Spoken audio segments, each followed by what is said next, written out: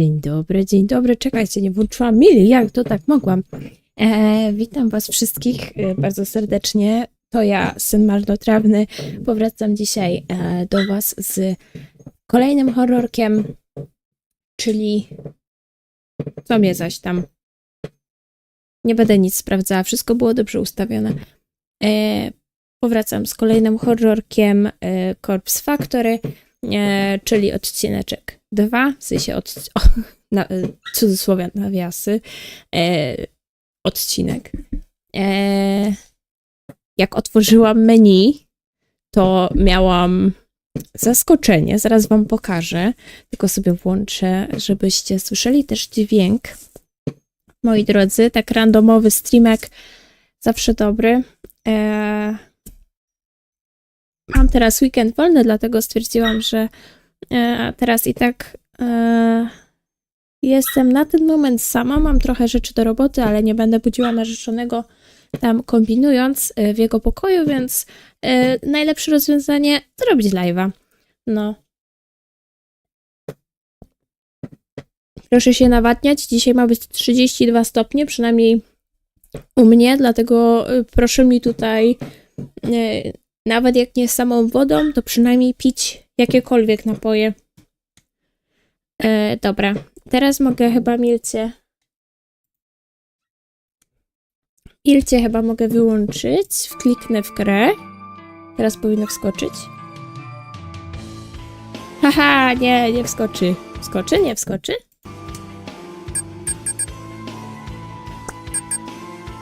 O, wskoczyło. Tu mamy te CG. Ta pani się tutaj u nas pojawiła. W sensie pominęłam scenkę, nie? I jest oto i ona. Podejrzewam nasza główna bohaterka. Standardowo będziemy czytać po angielsku, komentarze będą po polsku. I prawdopodobnie ogramy jeden chapter, nie mam pojęcia jak długi jest, bo oczywiście zapomniałam sprawdzić. Wyciszę tylko telefon, bo on lubi zawsze się odzywać, tak jak nikt mnie nie kocha, to nagle jak mam streama, to wszyscy do mnie piszą. W tyłu słychać pieska, trudno. Nie uciszę pieska, bo nie mam jak. Piesek się też pewnie nie chce uciszyć, więc dobra, to chyba wszystko. Mamy obcykane. Czat mam, grę mam, live'a mam, no to jedziemy. Jak to tam z tą muzyką? Czy wy nie macie za głośno troszeczkę tej muzyki? Troszeczkę ściszyłam, ale to zobaczymy, jakby co, to dajcie znać, bo widzę, że ja przeciążam mikrofon, ale jednak te audio z gry i tak jest wysoko. Dlatego w razie czego proszę na mnie krzyczeć. Tutaj sobie zapisałam. I zobaczymy. Aha, no tutaj centralnie żeśmy zapisali i ja wtedy wyszłam. Nie wiem, czy w ostatnim było już widać tą scenkę. Usiądę sobie wygodnie. Na tyle, ile jestem w stanie. Jak będzie ogromny huk, to znaczy, że krzesło mi się przewróciło. Bo teraz mam takie nowe biurowe, które skrzypi w cholerę i w sumie tak się wygina, że obawiam się, że w pewnym momencie wyląduje na podłodze. Ale zobaczymy. Najwyżej, nie wiem, dzwońcie po pomoc. Okay, I've always liked the shape of my eyes. I can be critical about other parts of my body, but I'll never complain about my eyes. With or without makeup, I think they look great. Mother used to tell me I inherited her eyes, and my big sister inherited father's eyes. To be honest, I don't see any of father's feature in myself or my sister, but I do agree that my eyes are exact replicas of mother's. Mother doesn't see too well anymore, and that might be something I have to also worry about in the future. But for now, my eyes are perfect and I couldn't be happier with them. I wear eyeshadow and eyeliner to bring out my best features. Some people tell me I use too much makeup, that I tend to overdo it and make myself look intimidating. Well, I don't really care. I mostly like the way I look, and honestly, how many people can claim the same? Today's morning ritual is the same as any other workday. I am a slave to the wage, and I'm not proud of it. Call me a corporate sellout, but I can't survive without money. My alarm goes off at 6 a.m. The shower is running by 6:05, and I'm dry and dressed by 6:15. I skip breakfast because I'm watching my figure and spend until 6:30 working on my makeup. I'm out of my cramped shoebox apartment by 6:45. Sometimes I catch my neighbor returning home from his overnight shift, and if so, I exchange simple pleasantries with him and continue on my way. Today, there is no sign of my neighbor, so I don't slow down as I descend the stairs and exit the building. O nie, czy ona była sąsiadką tą? No nie, bo ona nie pracowała na nocki, nie? Dobra, nieważne. Już wyprzedzam. Hitting the convenience store for a can of coffee saps another few minutes from each day. I prefer sweet milk coffees, but every now and then I'm in the mood for rich black coffee. Bleh. Tylko właśnie słodka kawa z mlekiem. To ma być mleko z kawą, a nie kawa z mlekiem. Regardless, I never start the day without it. I don't always need the energy boost, but it helps to stop my Zaczyna się. But it helps to stop my stomach growling. Sakra. Ja też tak w sumie zaczęłam pić kawę w tej pracy, ale jednak muszę mieć serio ochotę. Nadal nie umiem się przestawić na to, żeby się napić z dziewczynami kawy tak o. Przeważnie jak jeszcze mam zły humor, ostatnio miałam taki depression day bardzo. To po prostu, wolałam nie ryzykować z kawą. Ja wiem, że cukier, mleko, bo ja piję połowę szklanki tak naprawdę, jedną łyżeczkę kawy rozpuszczalnej, zalewam do połowy szklanki około i reszta to jest oczywiście cukier z mlekiem. No ale...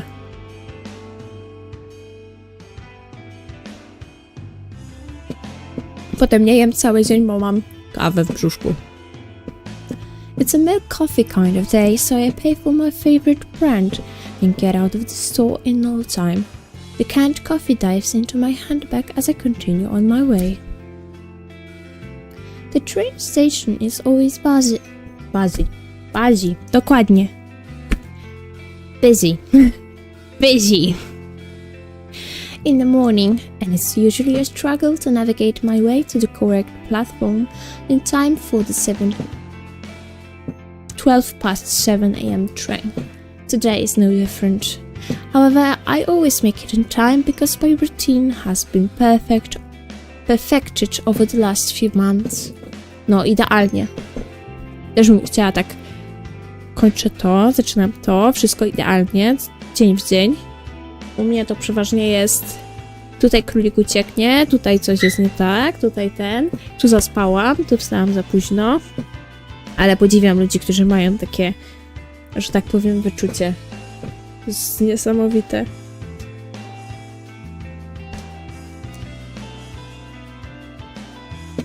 Jasno. Czy to ten sam pociąg, którym jechała nasza koleżanka z poprzedniej części? I board the train bound for Shinjuku. A cursory glance reveals there are no empty seats, so I push through the throng.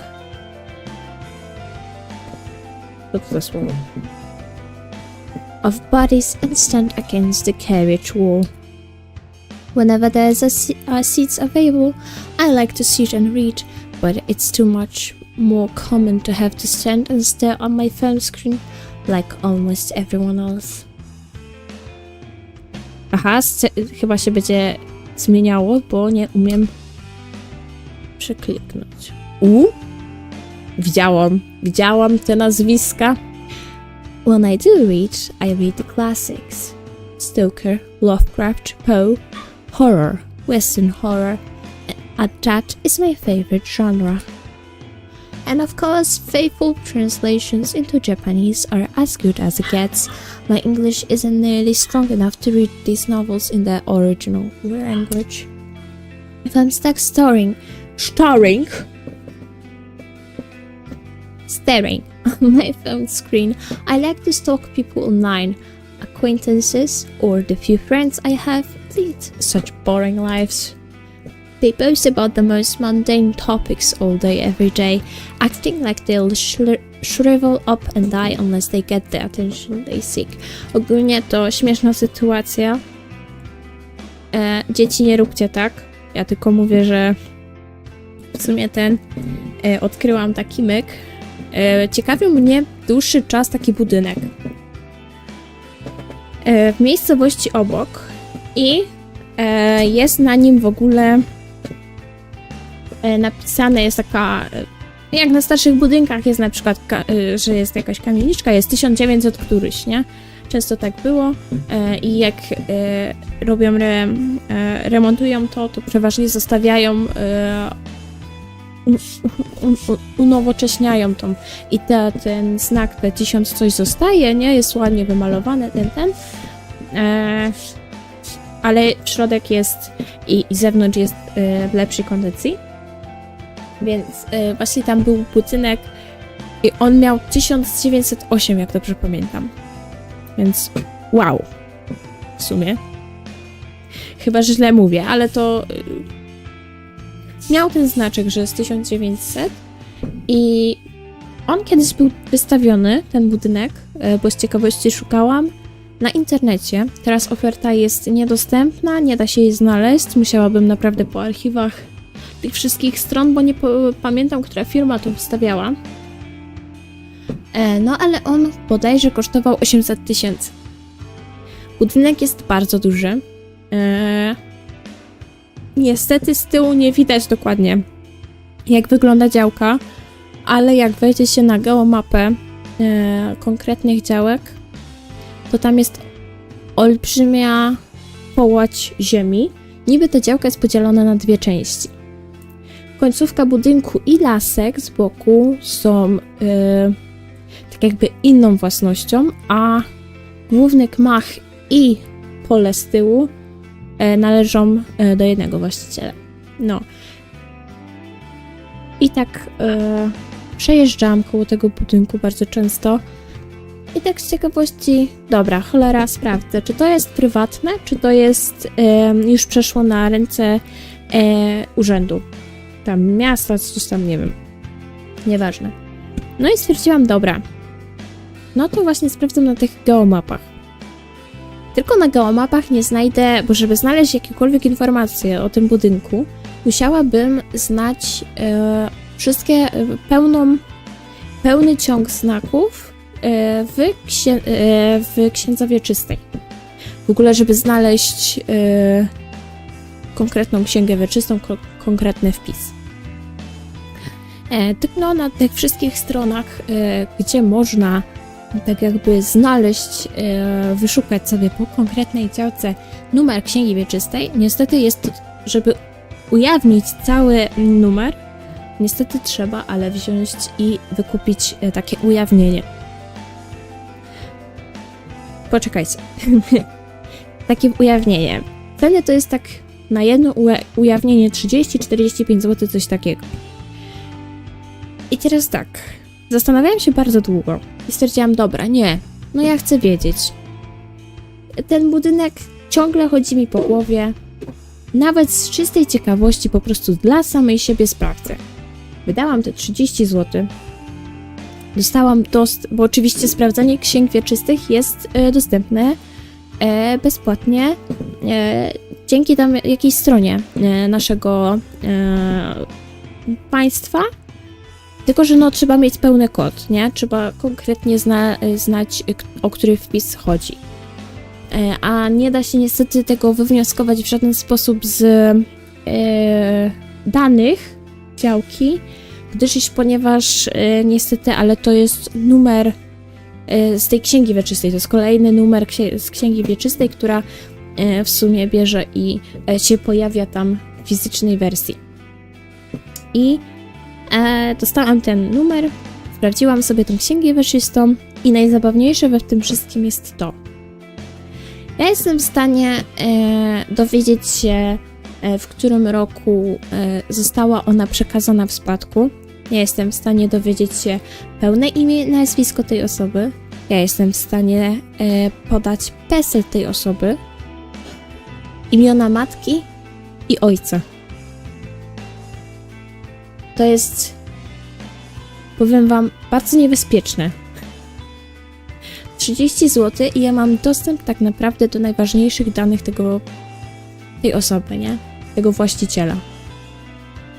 Ja miałam takie wow, bo przeglądam właśnie własność, nie? I ja jestem nawet w stanie zobaczyć, kiedy wpłynęły wnioski o udostępnienie tej Księgi Wieczystej i kto, czy to było z urzędu, nie z urzędu, czy to była osoba prywatna, referent na przykład jest napisane, że urząd tego potrzebował, no to jest imię, nazwisko tego referenta, jest data, więc ja miałam takie, czy ja właśnie jestem w stanie wziąć kredyt na tego pana?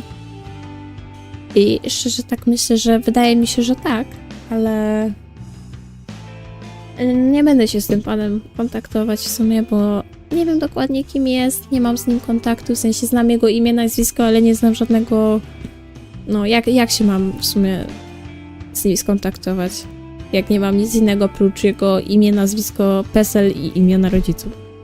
No więc mogę sobie go wyszukiwać, no ale w sumie nie mam pojęcia jak on wygląda, więc nie mam pojęcia czy szukam dobrej osoby, nie?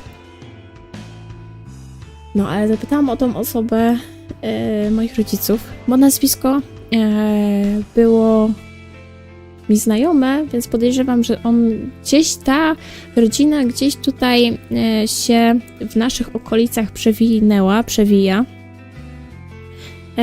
i po prostu bardzo możliwe, w sumie prawdopodobne jest to, że ten pan był na ślubie moich rodziców. Czy to prawda? Nie mam pojęcia, nie mam jak tego sprawdzić, ale na razie nie mogę wyjść z wrażenia, że w sumie 30 zł ja jestem w stanie, nie wiem, zdobyć tak poufne informacje, których normalnie się nie da zdobyć, nie? To jest po prostu niesamowite, nie? Myślałam, że po prostu będzie imię, nazwisko tego pana, czy że osoba prywatna, nie? A to jest pełna Księga Wieczysta. Dobra, nie będę już o wspaniałej Księdze Wieczystej pierdzielić. Ale marzy mi się ten budynek, ale nie ma szans, żebym go kiedykolwiek zdobyła. On się prędzej rozlecie, niż ja będę w stanie go kupić. Bo no jak on 800 000 kosztował, nawet jakbym się ugadała, to pewnie minimum to jest takie 100 000, nie? A ja absolutnie nigdy nie będę w stanie zdobyć 100 000. A jeszcze to jest pewnie całe do remontu. Więc... Ach, marzenia. Właśnie myśleliśmy nad kawiarnią, żeby tam zrobić, czy kawiarnią z grami, z RPGami, coś tam. Coś w stylu cybermachiny, albo takiej made cafe. No, ale to... Czy ja się do tego nadaję? Pewnie się nie nadaję. Więc stwierdziłam, dobra.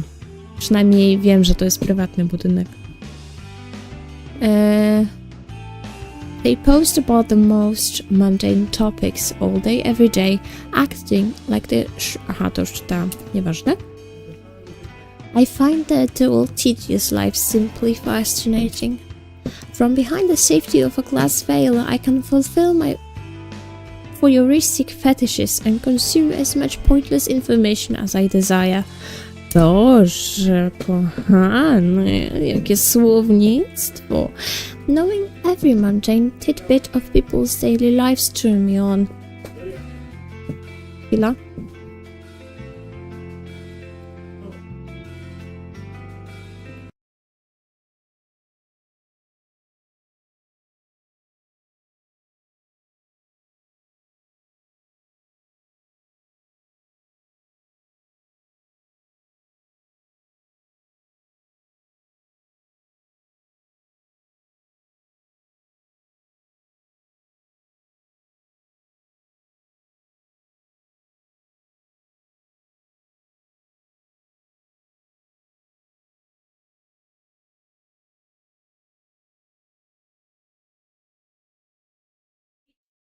I wróciłam do was.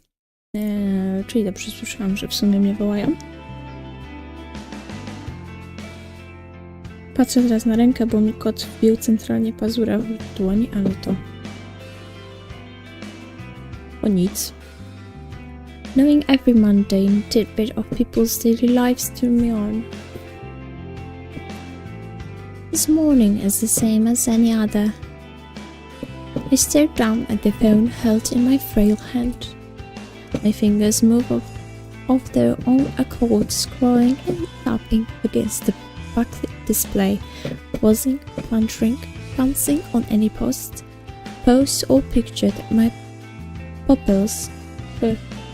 pupils, oczy to było pupils, haven't yet consumed.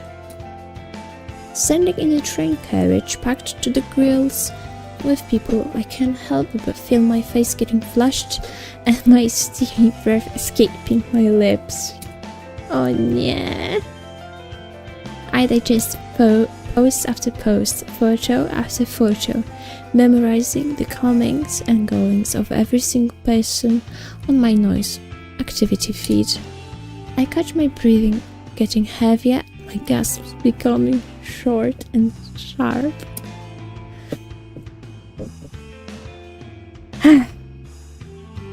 To będzie interesująca gra.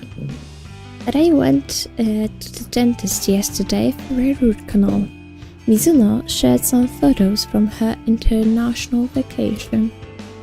Kawahara objects to owning pets and thinks all animals should be free. My cheeks grow crimson and my chest begins rising and falling quickly. Ciekawe, czy konkretny kolor tych słów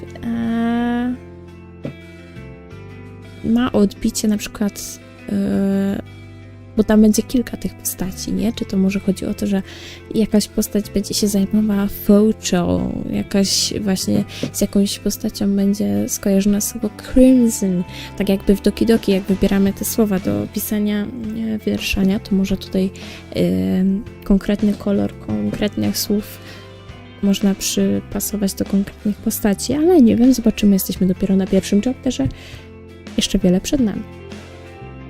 My chest begins rising and falling quickly. I clutch the collar of my shirt, knuckles whitening, knees shake. Co jest? A few people in the carriage start to move away from me, but I barely notice them. My fingers keep scrolling and I hit the jackpot. A new post from a coworker at my office, Tomoe Watanabe. She's a cold girl, the type with a heavy fake tan, bleach blonde hair and questionable clothes. I hate her, but I love her posts. This morning's update reads: Tomomo. 53 minutes ago. Just found this corpse girl website. Such fake bull, hahaha. Waiting to meet a bitch to try it on. Nice. Tomoe just discovered corpse girl's website, huh? I feel a slight squeal trying to escape from my throat as my legs threaten to buckle underneath me. I can't take the excitement anymore and I have to force my phone from my hands and bury it at the bottom of my handbag. Deep breaths, Noriko. Deep breaths. I need to calm down and control myself. Composure is key. I close my eyes and let a cool breath of air whistle from my slightly parted lips. Feeling a little calmer and no longer ready to explode, I analyze this information I just read. Tomorrow wants to try out a corpse girl's website. That's good. It's very, very good. Rumor has it that you can visit the website and request the death of somebody you know. How and if the victim dies is unknown to the public. Besides of that, some people are pretty quick to dismiss the site as a hoax. However, the most interesting part isn't how or if the victim dies, but rather what happens to the victim before they die. Supposedly, the victim will receive a photo of their own corpse. How this photo exists before the victim's life is snuffed out isn't public knowledge. Czyżbyś ty miała ten knowledge? But the thought of this phenomena occurring is utterly intriguing. Może to... Jak to było? To spektakularne Watsonie? Jak to było? Nevertheless, the site has been gaining popularity lately, at least in certain corners of the internet. Message boards like Noise Channel, czyli to, na którym kontaktowała się ta nasza poprzednia, and other similar sites have picked up on the rumors and like to exaggerate the website's authenticity. The fact that someone like Tomoe, a rather dense, dim-witted individual, jedzie po niej od góry do dołu, nie? Has discovered the website means that it's actually more well known than I previously thought. It means that people are actually talking about it outside the internet. Chances are good that Tomoe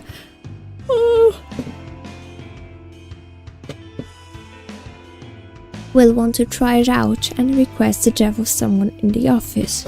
A coworker. Me, perhaps. Just tak czułam. She hates my guts as much as I hate hers. Finally, something exciting is going to happen in our dull workplace. The next station is Shinjuku. The doors on the right side will open. Please change here for the Chuo line, the Shonan Shinjuku line, the Saikyo line. As the automated announcement reads through a list of connecting train lines, I get ready to disembark. The train pulls to a stop and I contort my body around all the passengers in an attempt to exit the train.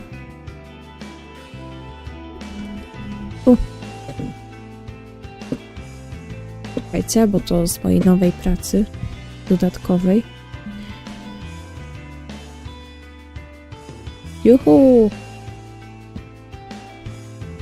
Finally, free of the tangled mess of flesh, I hasten my pace and navigate through the labyrinthine. To już nie są słowa na mój mały rozumek. Station to jest jak skomplikować jeszcze bardziej skomplikowane słowo. I take the exit closest to my office and settle into a slower walk. I'm on time and I never desire to reach the office any earlier than needed. Ooh. It doesn't take long for the looming office tower to enter my field of vision. 32 stories of office space all crammed into one sleek, slim tower. Ogólnie tutaj to widać. W Japonii, tak jak u nas jest pełno koszy na śmieci w miejscach publicznych, ale i tak jest brudno. To znowu w Japonii jest taka kultura, że kosze są bardzo rzadko, ale ulice są bardzo czyste. U nas nic dziwnego, jak ktoś idzie i je albo pije. W Japonii znowu się tak nie robi.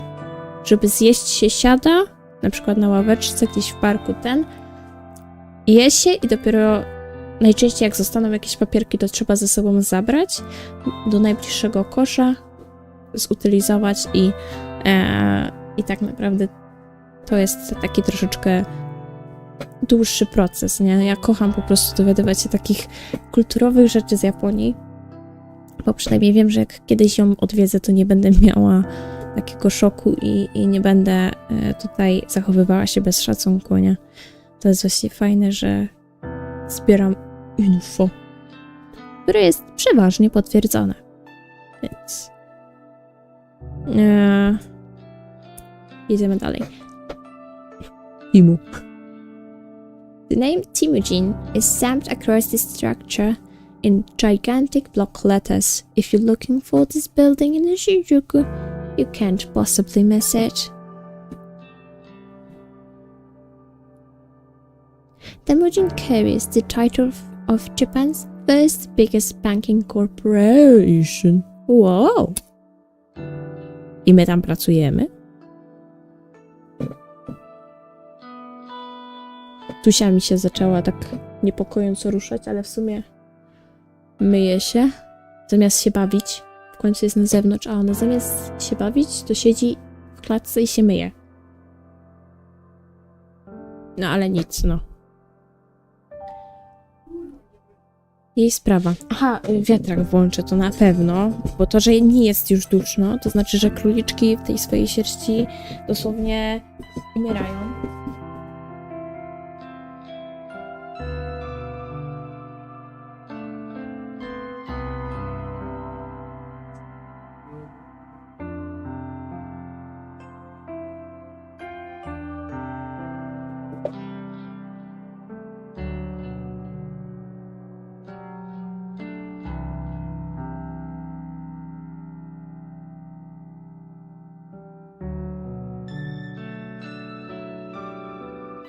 Pewności możemy jechać dalej. It's a gigantic company with other branches in Kyoto, Osaka, Sapporo, Fukuoka and dozens smaller cities I don't even remember. W ogóle, jak słyszę Osaka, mam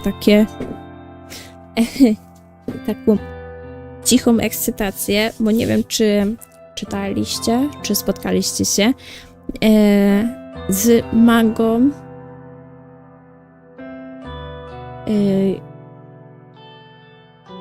Kiedy śmierć nas złączy, czy coś takiego? Czekajcie. Nie chcę was teraz okłamać. Manga. Oby... Niech śmierć nas rozdzieli. Jest właśnie o mafii. O Jakuzie, dokładnie. O dwóch różnych rodzinach, dwóch różnych miejscowości. I tutaj, żeby założyć porozumienie, dwóch młodych ludzi zostaje sobie przeznaczonym. Pani właśnie z Osaki, jak dobrze pamiętam, i pan z Tokio. I potem w sumie są ich przygody. Nie chcę za dużo gadać, bo rzeczy, które się tam dzieją, są naprawdę interesujące i naprawdę zabawne. Jak najbardziej wam polecam. Teraz w sumie chyba jest przestój, czekamy, bo ja czytam przez neta, bo w Polsce ja się właśnie dowiedziałam o tym, że ta manga w ogóle jest po tym, jak Jatta zaczęła wypuszczać tłumaczenie po polsku, więc jak już nadgoniłam to, co kupiłam, to po prostu oczywiście potrzebowałam więcej, a że w Polsce się nie doczekam, no to w stronę internetu się skierowałam. Też ta kreska jest tak piękna, ona jest taka inna. Ja na początku nie byłam jej pewna, bo ja jestem bardzo osobą, która patrzy na kreskę. Jeżeli kreska mi się zbytnio nie podoba, to manga też powoli tak nie będzie mnie interesowała, ale kreska w tym są takie, wiecie, przebłyski takich drobniejszych, takich niekoniecznie, ale ogólnie kreska jest wspaniała. No, więc to takie... Ja na ten moment w sumie czytam Bungo, Stray Dogs. Właśnie niech śmierć nas rozdzieli, czy coś... Jak to jest? Niech śmierć nas rozdzieli, no. Zielarkę. Ze w nocy, ale to jak wyjdą tomy po polsku. Bakemonogatari, jak przyjdą tomy po polsku. I szczerze... I projekt cosplay. No. Ogólnie nie wiem, czy słyszeliście śmieszną sytuację, która wydarzyła się z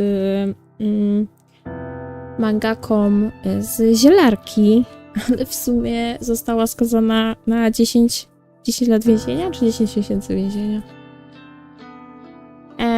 Za oszustwa podatkowe. No tam ileś tysięcy jenów chyba wzięła i sobie, no, nieźle zabawne. Nie spodziewałam się, nie? I Oshinoko też mi przychodzi, ale to czytam po polsku, a teraz mam w ogóle przestój w tych wszystkich mangach. Stoi sobie na półeczce, na stosie i ten stos tylko rośnie, nie? Ale na ten moment mam fazę na fanfiki z Haikyuu i pierwszy raz w życiu zainwestowałam w Patreona, w takiego artystę, który właśnie rzeczy z Haikyuu rysuje, też Not Safe for Work i tam właśnie kupiłam całoroczną subskrypcję w sumie. Bo czemu by nie? W sumie. Zobaczę potem, czy mi się to będzie opłacało potem zostawić, ale oczywiście to był zakup, który żałowałam po jednym dniu, ale przynajmniej nie tak szybko jak karty Pokemonów, gdzie jak tylko wyjdę z płatności, to już mam wyrzuty sumienia. No, dobra, koniec gadania o wszystkim, tylko nie o grze. I've worked here for close to 3 months now, not a long time in the grand scheme of things. That said, I'm only a temp, and all I do is data entry. I work on the 14th floor, along with about 60 other junior employees, including Call Girl Tomoe Watanabe. Aha, klikam i nic się nie dzieje. I don't speak to many of my coworkers. That's the way I like it.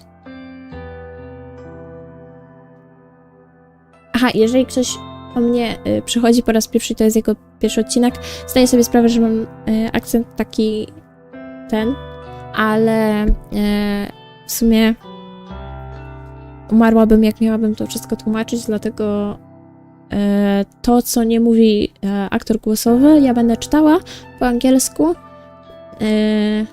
a aktorzy będą robili swoje, nie? Ja wiem, że tutaj jest akcent, tutaj są błędy w wymowie i tak dalej. Trudno. Lepsze to niż przeklikiwanie po prostu tekstu i modlenie się, że w sumie nadążacie, nie? When I reach the building, I enter through the giant double sliding doors and find myself in the familiar lobby. Comfortable couches line the walls circling at the reception desk. 4 large elevators are tucked away in a nook behind the reception desk. It's already zaś bym powiedziała busy. Nie wiem, co ja mam z tym busy. Busy this morning. Busy, nie busy. Teraz zacznę gadać źle. Się sama nakręcam. Busy this morning. Though to be fair, this place is packed all the time. I avoid the Teraz już będzie blablabla. I avoid the crowds of sharply dressed business people, feeling a little out of place in my semi-formal shirt and skirt. Skąd ja tam wzięłam, nie wiem, ale od dzisiaj jest skirt. Ducking into a newly opened elevator, I tap my employee ID card to a backlit panel and press the button for my floor. The doors close and the elevator begins its smooth ascent. I'm surprised to find I'm the only one traveling up. Whoa. I reach my floor and listen to the soothing chime as the doors open, revealing the open layout office before me. The static drone of workspace noise fills my ears. Conversation, ringing phones, fingers tapping against keyboards, photocopiers. Even the steady low hum of the air conditioner contributes to the overall din. Make my way to my Chciałam się w końcu wyspać, ale w sumie co godzinę budziły mnie króliki, bo nie dość, że szarpały mi wyściółkę, to jeszcze wzięły i wchodziły mi na regał, gdzie nie powinno ich być, więc co godzinę któregoś musiałam ściągać z jednej z 3 półek, nie? No, to była masakra. Myślałam, że, nie wiem, oszaleję. I make my way to my desk, stationed in the middle of the floor and surrounded by a dozen other identical desks. As I walk, somebody taps me on the shoulder gently. Good morning, Kurosawa. O! Maga, czyżby on był w nas zakochany? Ten delikatny rumieniec chyba o czymś świadczy.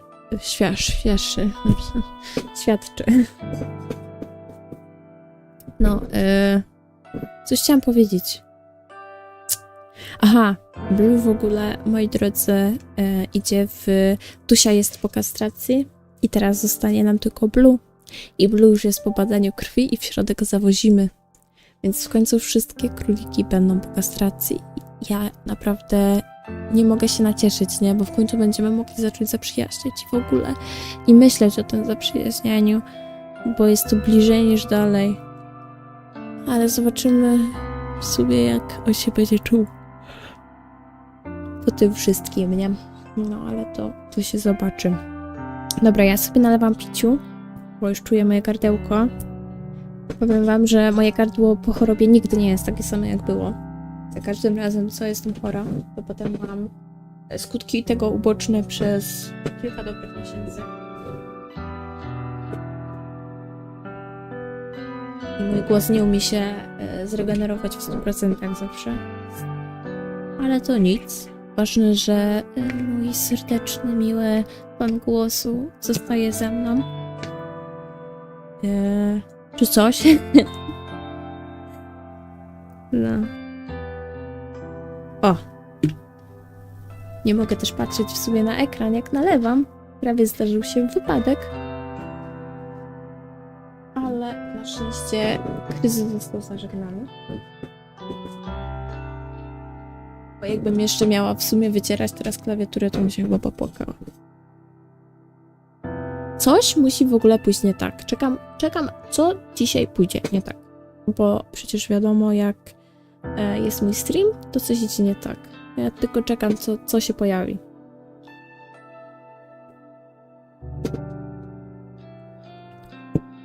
Czekam tylko na to. Shinya Fujikawa, my senior, though he's really only a couple of months older than me. He's worked here for a whole year after taking an internship straight out of senior high school. Ale zapachy. Teraz jest pora obiadowa i po prostu teraz wszyscy jedzą. A my będziemy jechać na randeczkę na obiad. He's not an intern anymore, though I'm not quite sure of his job title. Aha.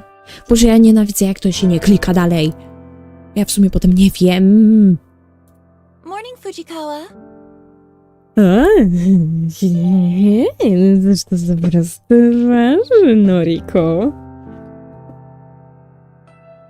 Czyżbyś owinęła go sobie wokół palca i o tym doskonale wiedziała? How was your commute this morning? Fine, same as usual.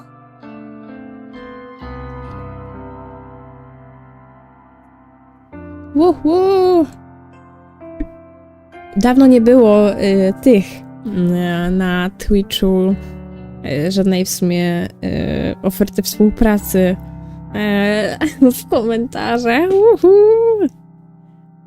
Nie, no thank you, Microsoft Studio is better.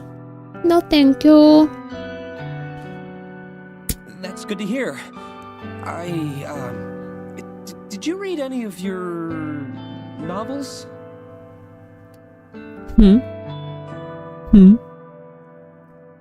Czyżby on też w sumie na zewnątrz był taki słodki, uroczy, Boże. Cudownie. Bądźcie wszyscy moimi przyjaciółmi. A w środku był psycholem. He's referring to the horror books I like to read. I can tell from his tone that he doesn't exactly approve of the subject matter. Dobra, nieważne. I've known Shinya since junior high. We go back, way back, but I wouldn't exactly call us friends. However, he is the one that landed me this job, even though it's just a temporary contract. Nadal coś. Zawsze jest to w papierach, nie? Jestem takiego zdania, że warto jest zdobyć doświadczenie. I've always had the feeling that he's a bit sweet on me. I could be way off the mark though. To nigdy nie jest way off the mark. Well, I couldn't get a seat on the train today. Too hard to read while standing. Oh. Ah, that's a shame. You, still haven't accepted my, friend request, did you know?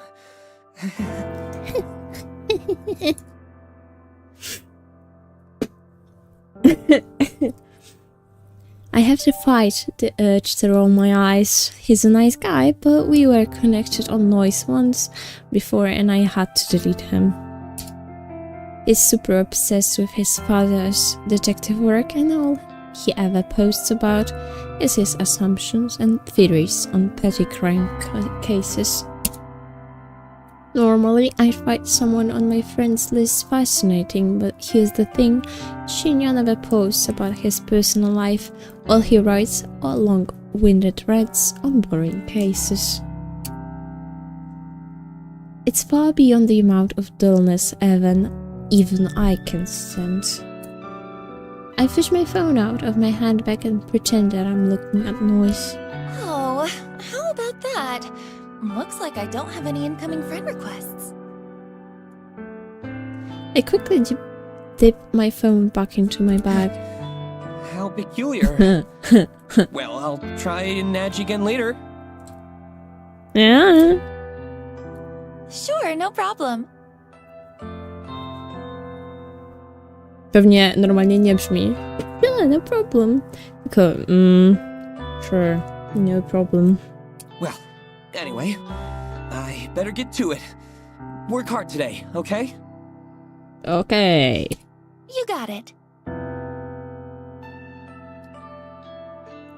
Shinya offers a formal bow and goes on his way. Nie powinno być na odwrót? A nie, bo on odchodzi. W sumie nie wiem. Before I can take a step toward my desk, a mocking voice whispers in my ear. How long are you gonna lead on sweet little Shinya? O co ci chodzi, Tomoe? Co ci widać? I shiver and find Tomoe Watanabe lurking right behind me, buzzing around my neckline like an irritating mosquito. That poor boy really has the hots for you. When are you gonna tell him you're a cold-hearted psycho? Yeah. Listen, I'm not leading him on, and I'm no psycho. Chciałabym w sumie się nie zgodzić. Huh. Sounds like something a real psycho type would say, don't you reckon? Of course, this is none other than Girl Tomoe, the very same brain-dead moron who posted this morning about wanting to try Corpse Girl's website. She's the kind of person that likes to stir up trouble and instigate conflict. She's had her vacant eyes on me since the day I first stepped foot in the office. Czy ty masz coś pod tą koszulą? Czy mi się... W sensie jak jest ten czat, nie? Czekaj, różową spódnicę, okej. Wyglądała jakby nie miała nic pod tym. She loves to torment me any chance she gets. Maybe I rubbed her the wrong way somehow, though I'm not sure what I ever did to her. Even though she's a data entry temp like me, she's worked here just a little longer than I have. Unfortunately, it means I have to defer to her as my superior in this professional environment. She knows as much and likes to take advantage of the fact as often as It's possible. funny, you know.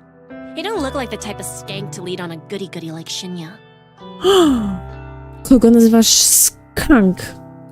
Punk. I told you, I'm not leading him on. Well, if you're not interested, maybe I'll take him out this weekend and tongue him at the cinema. Gross. Do what you want, but I doubt he's into someone with your, looks.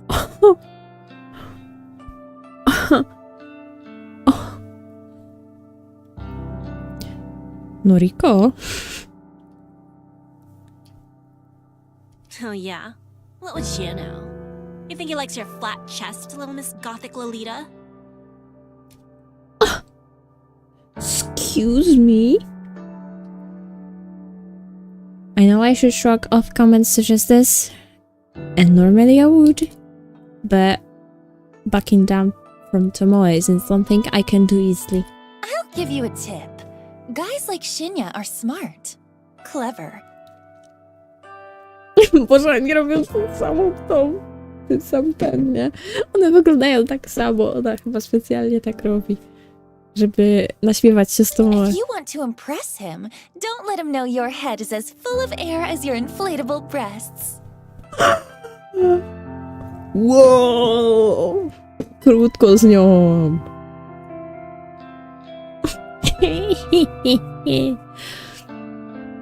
A flash of crimson lights up Tomoe's face and she looks ready to lash out at me. Dziwisz się?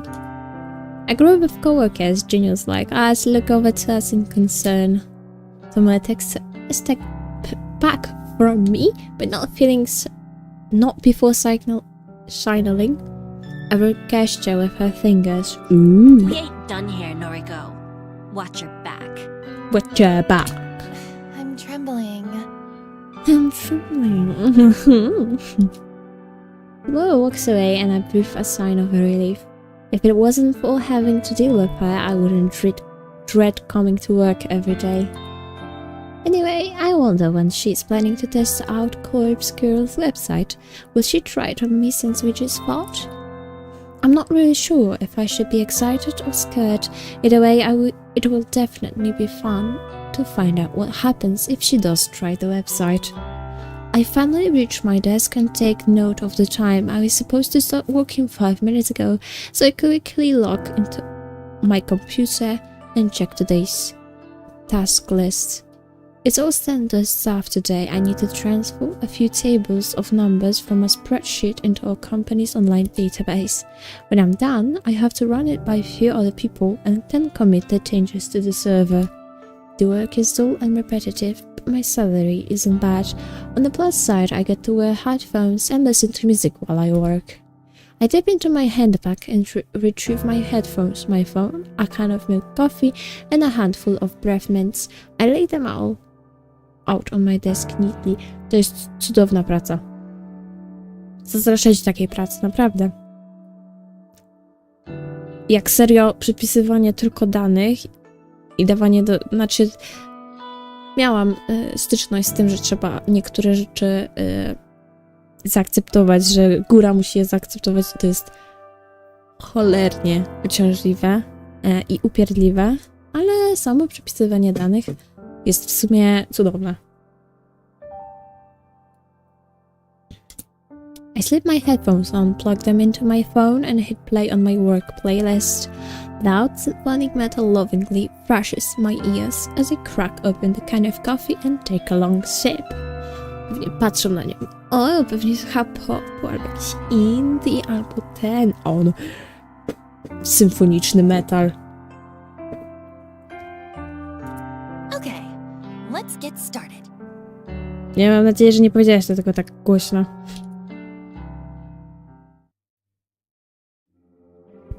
Five hours later, I return home to my quiet, cramped apartment after work.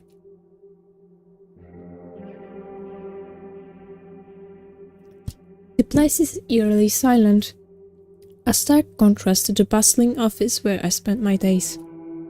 Throwing my handbag onto the tiny coffee table, I pick up my laptop and sit on the couch. I lie back and get comfortable, letting the laptop rest on my stomach as it boots up.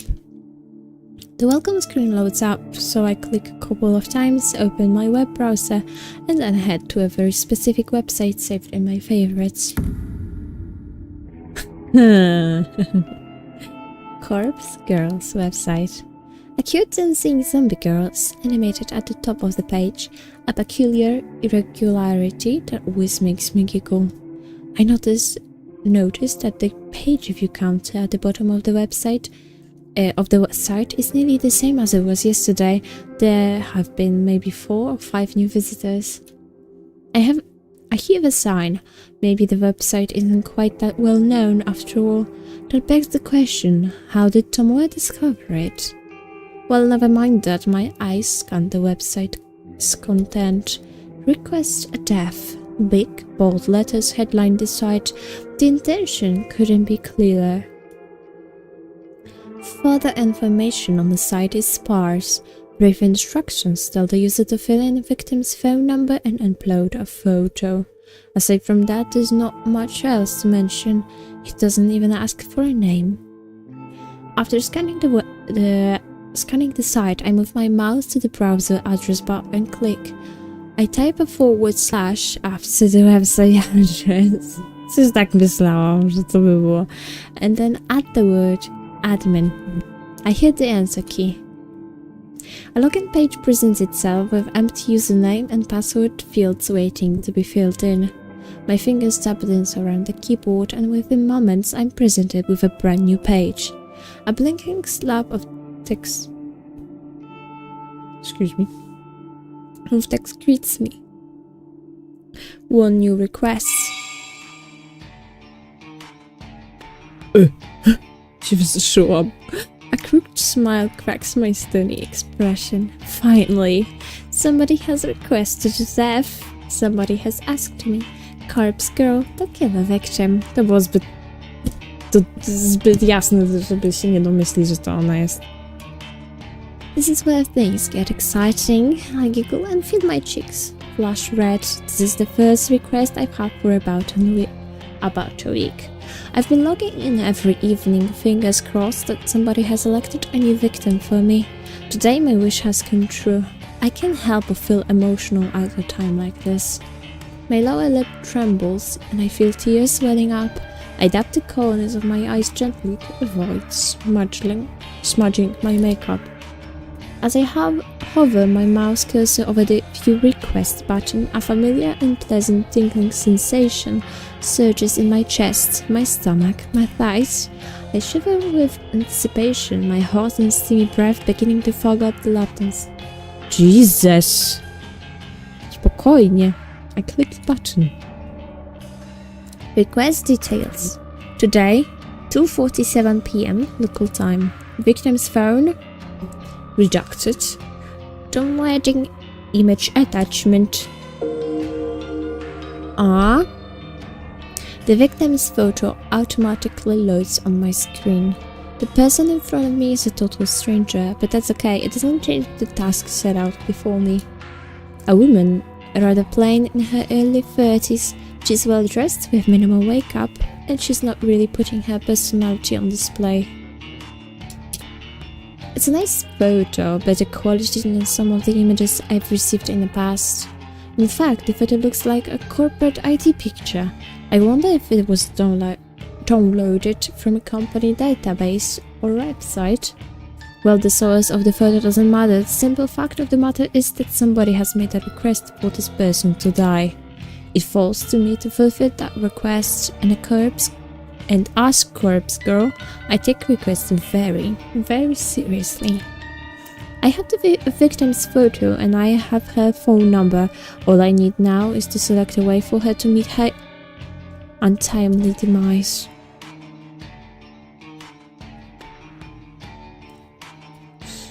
Ale dlaczego? Zobaczymy. Dobra, na razie... Bo właśnie jest możliwość, że tamta wcześniej wzięła i wysłała o tą śmierć, nie? I po prostu tutaj ona była pierwsza, no to trudno, nie? I've previously thought about including an extra field on my website. an option for the user to choose the way they want their victim to die. After all, it would reduce the amount of strain on my creativity if the method was decided for me, but after careful consideration I decided against it. Some people are sick, twisted, because of that could be far beyond my means and impossible to achieve. Therefore, allowing the user to define the cause of death just isn't feasible. Instead, I'll stick to my current modus operandi. Everything depends on the quality of the victim's photo. If it's detailed and the victim's features are easily distinguishable, then I can be rather creative with the cause of death. Perhaps the victim's face suffers grotesque burns and she has an iron stake thrust through her skull.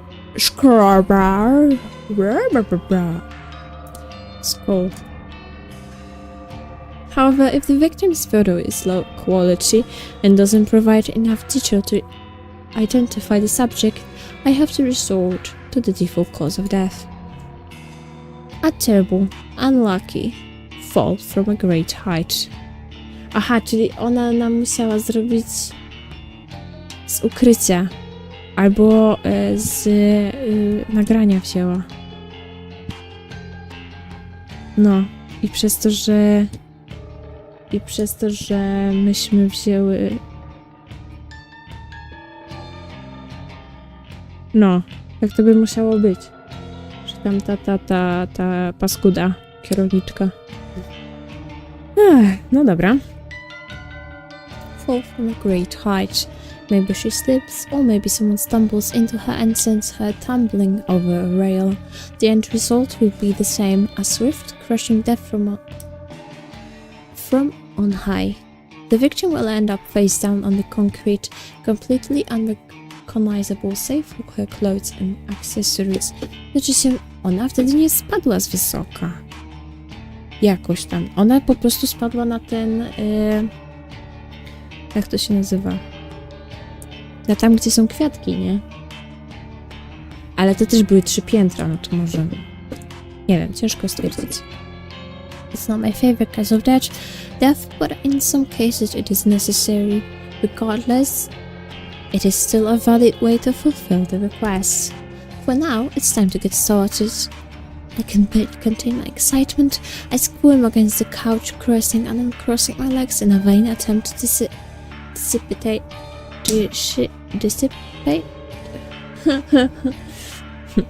dissipate. Koniec. Skończyło się dobre. Gdzie ja mam translator? Koniec tego dobrego. Dissipate.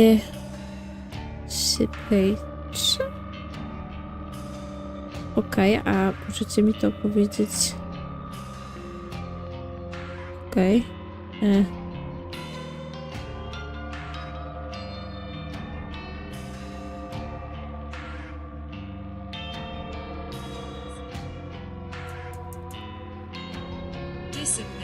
Dissipate. Okej, dobra. W sumie logiczne. The heat rising through my body. Taking a deep breath, I try to calm my nerves and get to work. The victim will receive a photo of her own corpse, time-stamped with the date of her death. It's girl's signature move, my calling card if you will. Seeing an image of one's own disfigured corpse is sure to strike fear into one's heart. And that's precisely the reason I take this step, to make the victim panic and act irrationally. First things first, I save the victim's photo to my laptop's hard drive.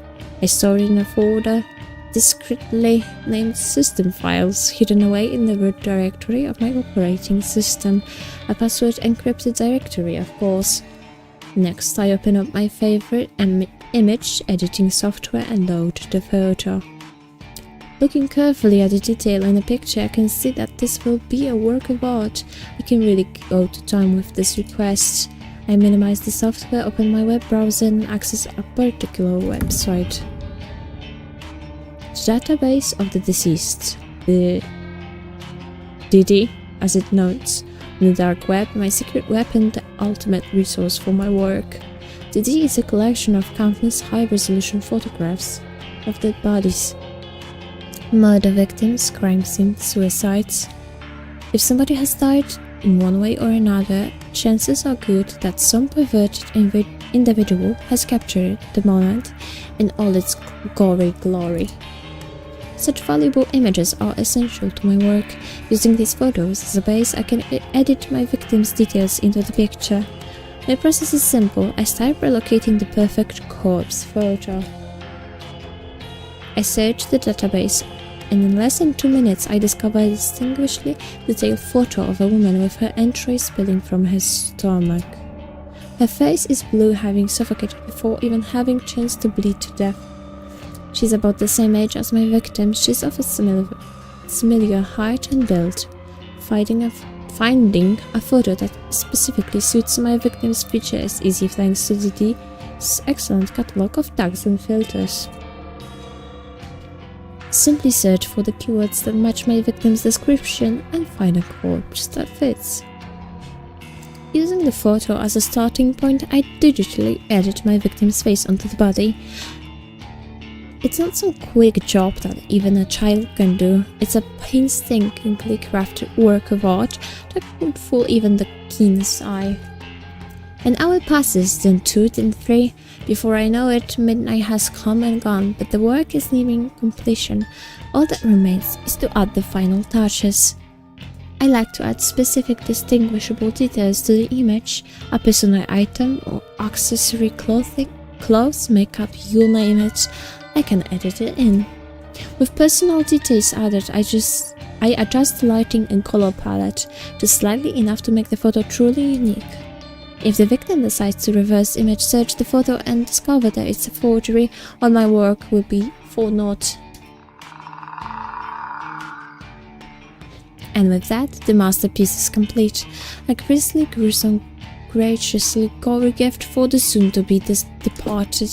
The victim will receive this photo of a corpse that is, for all intent and purposes, a perfect replica of her own physical form.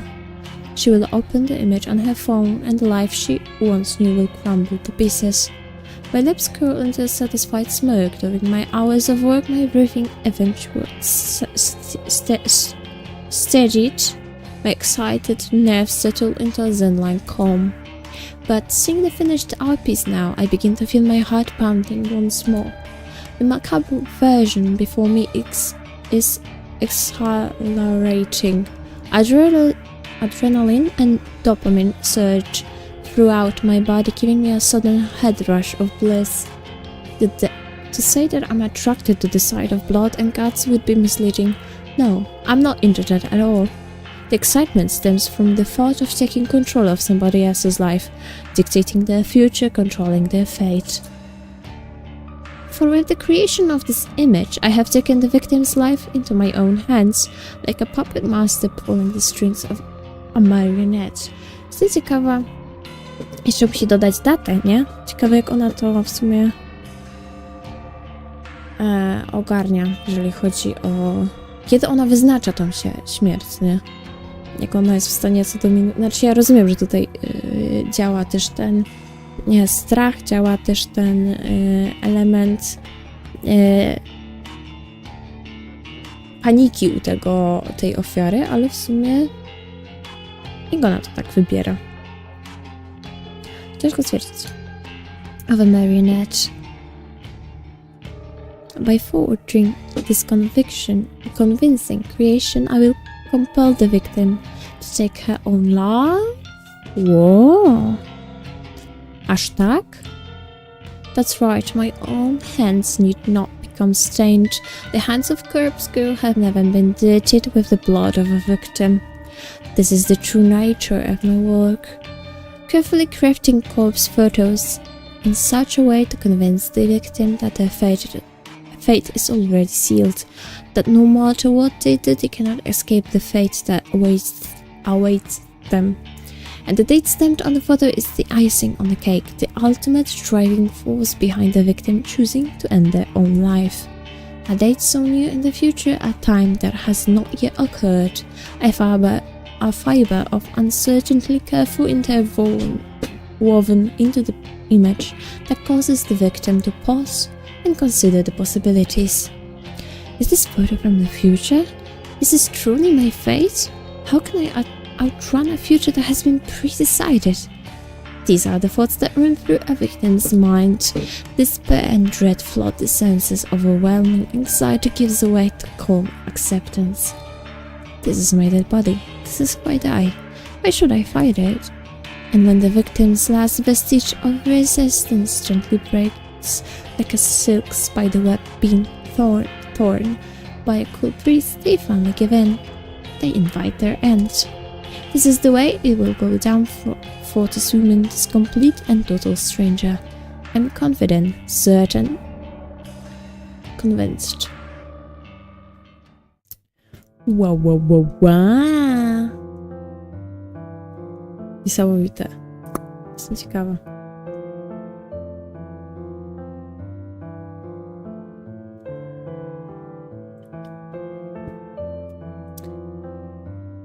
It was a sudden spark of inspiration that guided me to begin fabricating corpse photos about a year ago. I can never quite recall exactly what it was that spawned the idea. Sometimes I get close to remembering, but the recollection dances at the edge of my mind and slips back into the darkness. Regardless, I ventured down a dark and dangerous path. I built Corpse Girl's website and invited strangers to request the deaths of people they knew. It was a sales tactic, simply a way to encourage users to submit images. I had no intention or means of ending lives. Little did I know of the true power I wielded. I only intend to create corpse photos and send them to people for fun. I wanted to startle and scare some unsuspecting folks. It would be a lie to claim that I didn't get off on it. The thought of people shrieking in fear at the sight of their own corpse was more than delicious. It sated my building lust, it filled the dark hole in the depth of my soul and gave me purpose. Never in a million years did I dream that one of my corpse photos would result in the death of another human being. Ooh. I'll never forget her name, Ruri Hatana. 20-something, slim, gorgeous, eyes that took my breath away the moment I gazed upon her portrait.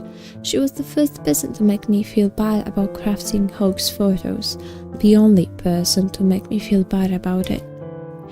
But I did it anyway. Corpse Girl never rejects a request. It's my conviction. I forged a beautiful rendition of her death, thanks to some rather macabre source obtained via the database of the deceased. I strung Ruri's corpse up in a field like a ghoulish scarecrow. The photo was incredible. It was my fifth or sixth work. The fifth or sixth time a user of Corpse Girl's website requested a death. Ruri Hadano died just hours after receiving the photo.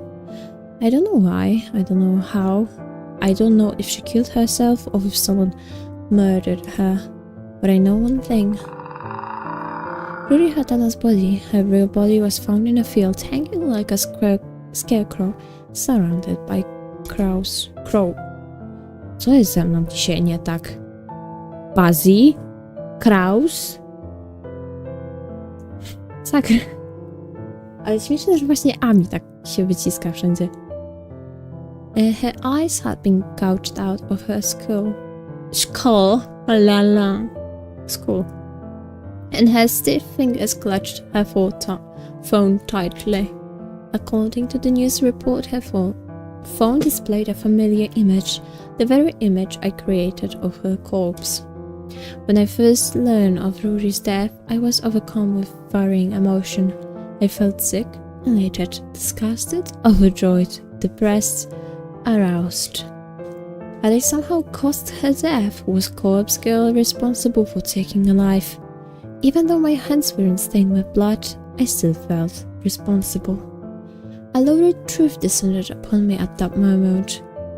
Corpse Girl had the power to end lives, and the more I dwelt on the fact, the more obvious it became to me. I began to feel the power pulsing from my veins, thrumming in my body as my heart pumped and pounded within my chest. O matko, już czuję gardło. Karamy godzinę. No nie, no jedziemy dalej. Od czego się ma dużo picia. I can't explain how the power works, and I don't know why I have it. But somehow, the corpse photos I create can compel the victim to end their own life, or compel someone else to end it for them. Rory died in the way that I envisioned. Her dead body matched the fake corpse photo I painstakingly crafted. And I didn't even have to leave the safety and comfort of my apartment to assure her death. Corpse Girl's power is real, extraordinary, and I vowed to exercise that power as frequently as possible. Nice. Riri Hatano died last year. Since then, I've been chasing that rush, that thrill that comes with snuffing out a soul. It wasn't hard to grow the popularity of Corpse Girl's website after that incident. Particularly, dark corners of the internet gobbled up the news with enthusiasm, and the site saw an influx of new visitors. And on a few occasions, I've even overheard people in the real world whispering about the mysterious website that lets you request a death. I've crafted a corpse photo of dozens of requests. Each photo is more convincing and realistic than the last, thanks to my ever-evolving skills. But none of my recent attempts have been successful. Not a single person has dropped dead since Yuri Hatano. I'm beginning to wonder if Corpse Girl's power has fizzled out, or perhaps I never had any power to begin with. Maybe Ruri's death was simply a fluke, a morbid coincidence. I've spent countless hours doubting myself, doubting Corpse Girl. I've tried so hard to replicate that one success. Every time I receive a request, I do the same thing as I did in Ruri Hatano's case. I edit a photo of the victim. I create a convincing corpse photo and I time stamp it with a time of death. I send the photo to the victim and then I leave the rest up to fate. But nothing ever comes of it. I'm not delusional to think that in normal circumstances a simple photo would be enough to convince someone to kill themselves. And even if that photo fell into someone else's hands, it wouldn't inspire them to go out and kill the victim. Of course not. However, there are no ordinary circumstances. I once activated a power beyond the ken of mortal men. I caused Ruri Hatano to die by her own hand, or by the hand of another.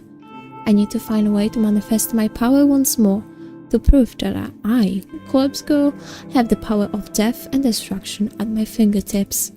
Once a new victim perishes, I know it will pave the way to more and more deaths. My website will gain popularity and become more than just an urban myth. People will live their lives in fear, forever wondering if Corpse Girl is lurking behind the next text message they receive. Yes, I can see the future I crave so clearly in my mind. I'm close to achieving my goal. I know I am. And when my dream comes true, I can finally... Huh?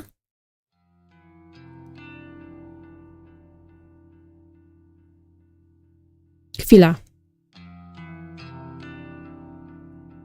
To był skok w tym? Czy w sumie nie, bo już nie pamiętam, jaka była ostatnia data.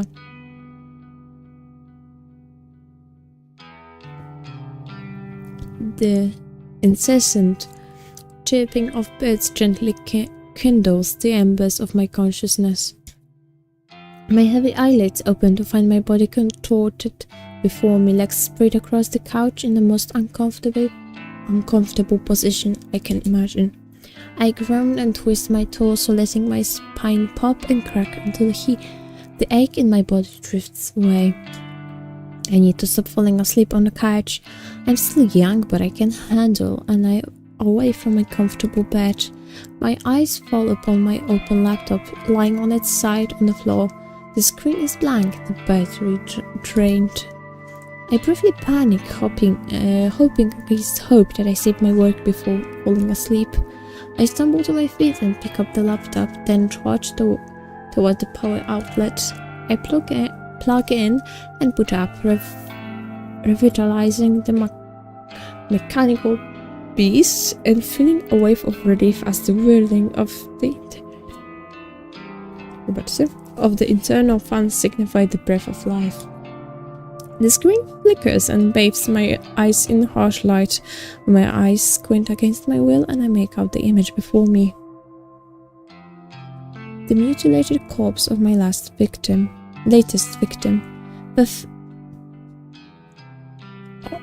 Perfection in picture form. The timestamp in the lower corner reads May 27, 11:07 AM, tomorrow's date.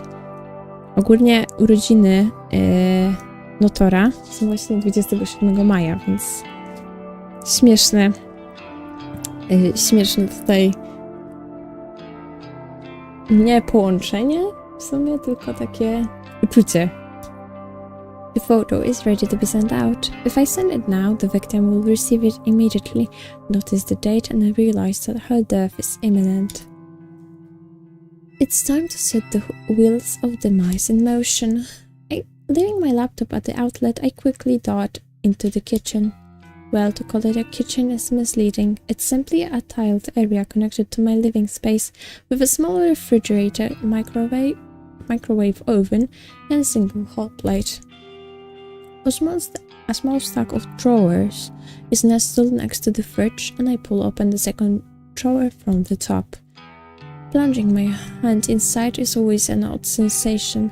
My fingers get buried underneath a dozen cheap plastic flip phones. I grasp one of the phones between my thumb and forefinger and remove it from the drawer. It's a scratched up pink model from 2010 or so, a relic from a time not all that long ago, but that may as well be forgotten.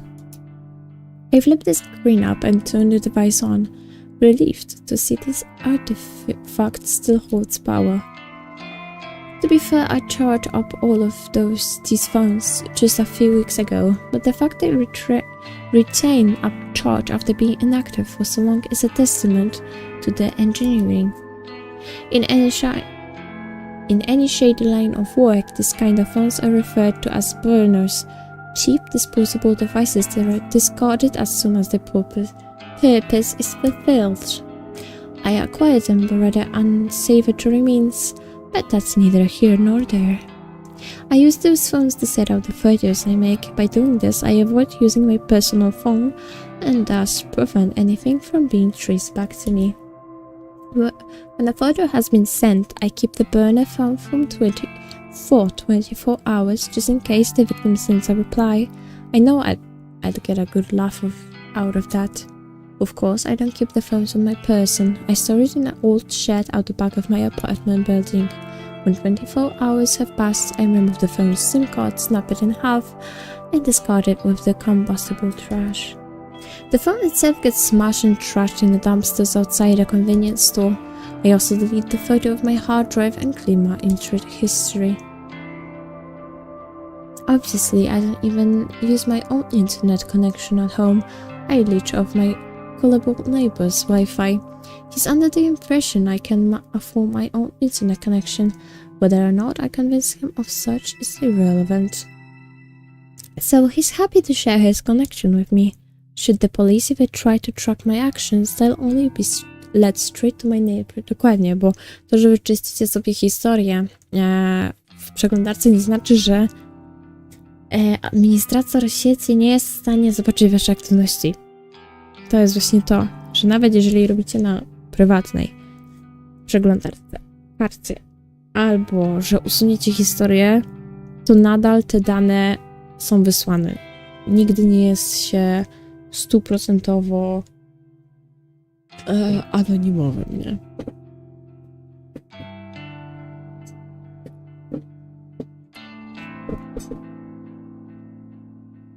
I've gone to great lengths to ensure my actions are untraceable. This has all been in anticipation of my inevitable success. Looking down at the pink phone in my hand, I clear my mind and focus on the task before me. The photo is transferred easy from my laptop to the burner phone. Once complete, I open the text messaging app and enter the victim's phone number. I leave the message field blank, but I touch the photo, of course. The victim will receive an empty text message from an unknown number with only an image attached. The message is just about ready to send, but there's one more flourish I like to add. I open a particular app I previously downloaded to every burner phone. It's simply called Number Mask, and it's one of the most ingenious apps I've ever used.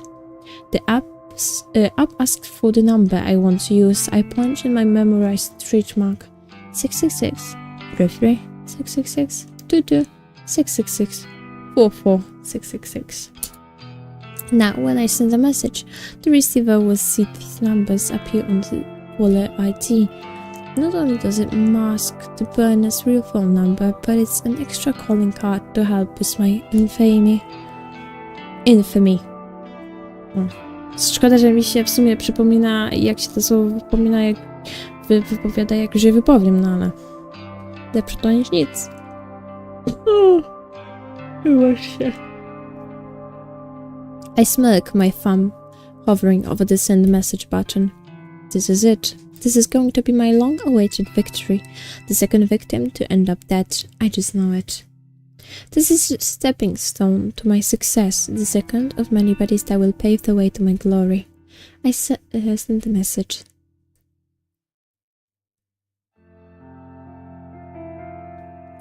I arrive at work on time just as usual. My handbag is heavy with the weight of several cans of coffee, hopefully enough to help me power through the day after having had such a late night. I can't help but yawn loudly as I wait for the elevator in the lobby. Just before the elevator doors open, my phone starts to ring. I step aside and also answer the call. Hi, Noriko. Good morning. Did I call at a bad time? To jest chyba ta, co powiedziała o... Not at all. I'm just about to go into the office. Oj, wybaczcie, przepraszam. Przepraszam, że was skrzywdziłam. Nie chciałam. Oh, should I call back later? It's no problem. Don't stress. Okay, sorry.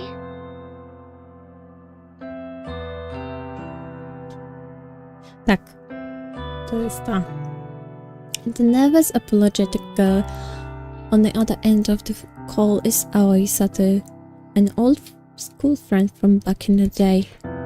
Though we never really had any common interests, we used to be inseparable at school.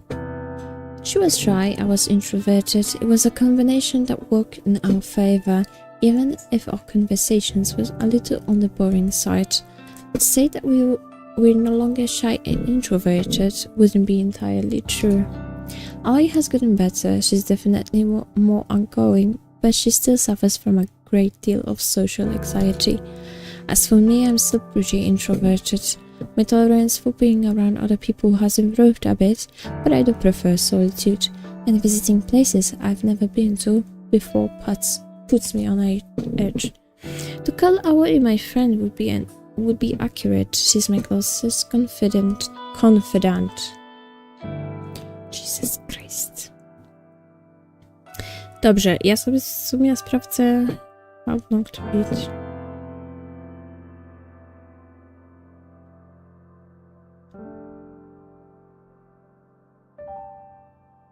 Dziewięć i pół godziny.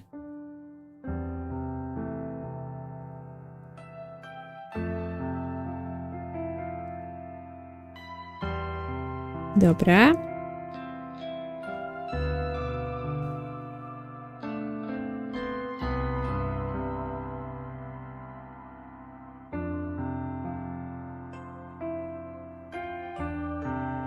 Zaraz ogarniemy. Zaraz ogarniemy tą situation.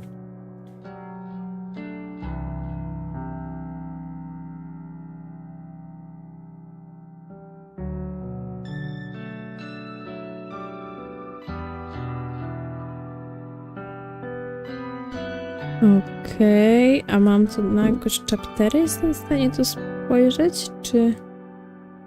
Niestety nie ma takiej opcji.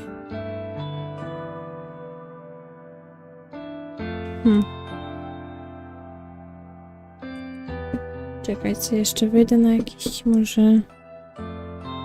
Full game all endings.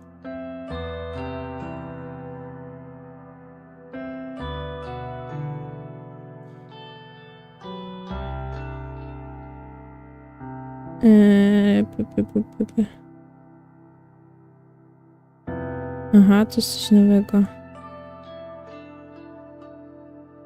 Dobra, chyba w sumie zostało nam długo tego chapteru. Tak się zastanawiam, do którego momentu w sumie dojść, bo zaczyna mnie boleć gardło. I zaczynam wysiadać, jeżeli chodzi o męczenie. Jak to bywa, tym bardziej przy angielskim. Ale podejrzewam, że pójdziemy do naszego biurka i wtedy się zatrzymamy, nie? Bo to będzie taki najlogiczniejszy pomysł. Albo po prostu zaraz po tej rozmowie z AOI sobie zakończymy. Może jutro też zrobię live'a, zobaczymy. Muszę jeszcze tą Syberię ogarnąć, zedytować, nagrać w ogóle. Ale w sumie śmieszne. Zobaczymy. Even so, she knows nothing about my past. I'm masquerading as Scorp's girl. No one does, and I plan to keep it that way. So, Aoi, what did you want to talk about?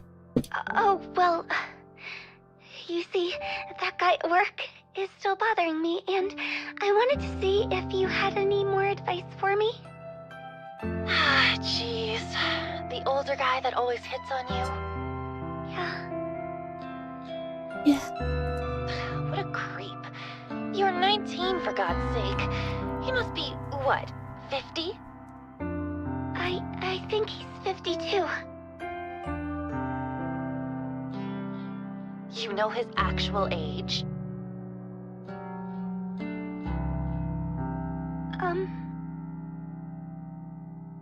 Well, whatever. If he's still bothering you, you have to take a stand. He's not your coworker, right? Just a regular customer? That's right.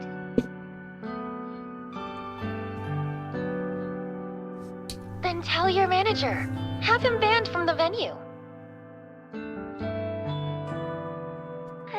I can't talk to the manager. I don't want to cause trouble for the company. Jeez, girl. Sometimes you need to stand on your own 2 feet. I know. Well, if talking to the manager is out of the question, then you need to be firm with the creep. Tell him you won't stand for being groped anymore. His behavior is simply unacceptable, and if he won't change, you won't serve him anymore. He's scary, Noriko. I don't know if I can confront him like that. He's always drunk. Even before he comes into the place. I try not to serve him too much, but...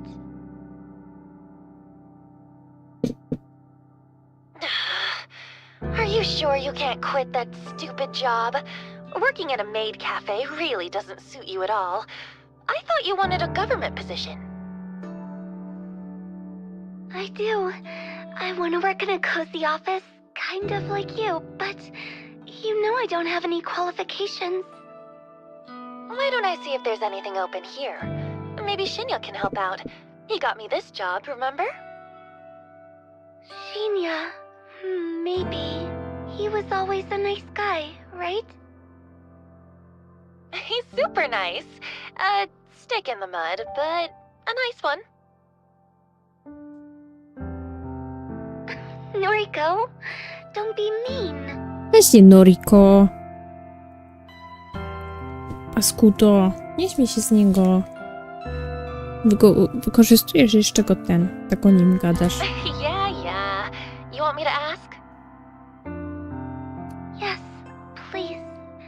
if it's no trouble. It's no trouble. I'll talk to Shinya. Then maybe you can quit that crappy job and come work with me.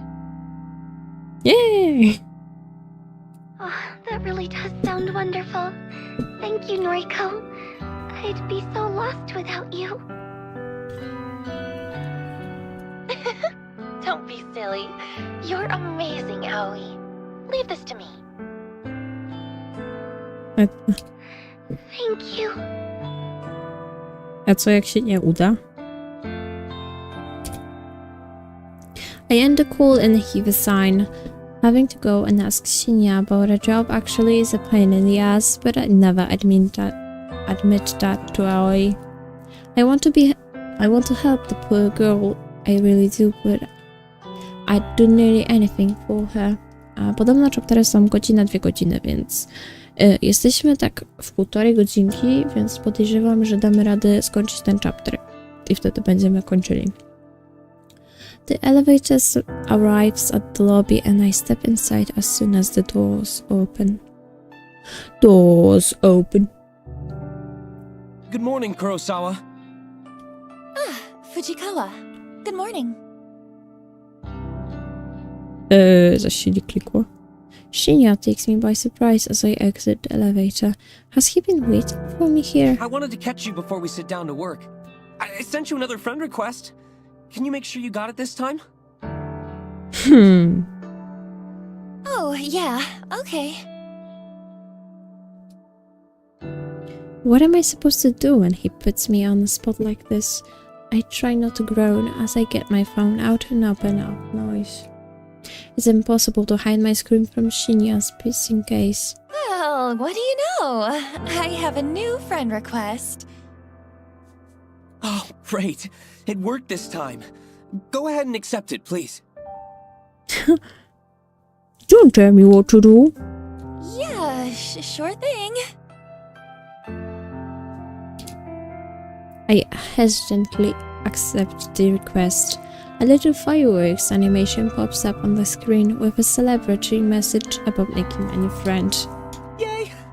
Looks like Yay. we're officially friends now, so... can I call you Noriko from now on? Nie wierzę. I've never cared much for formalities.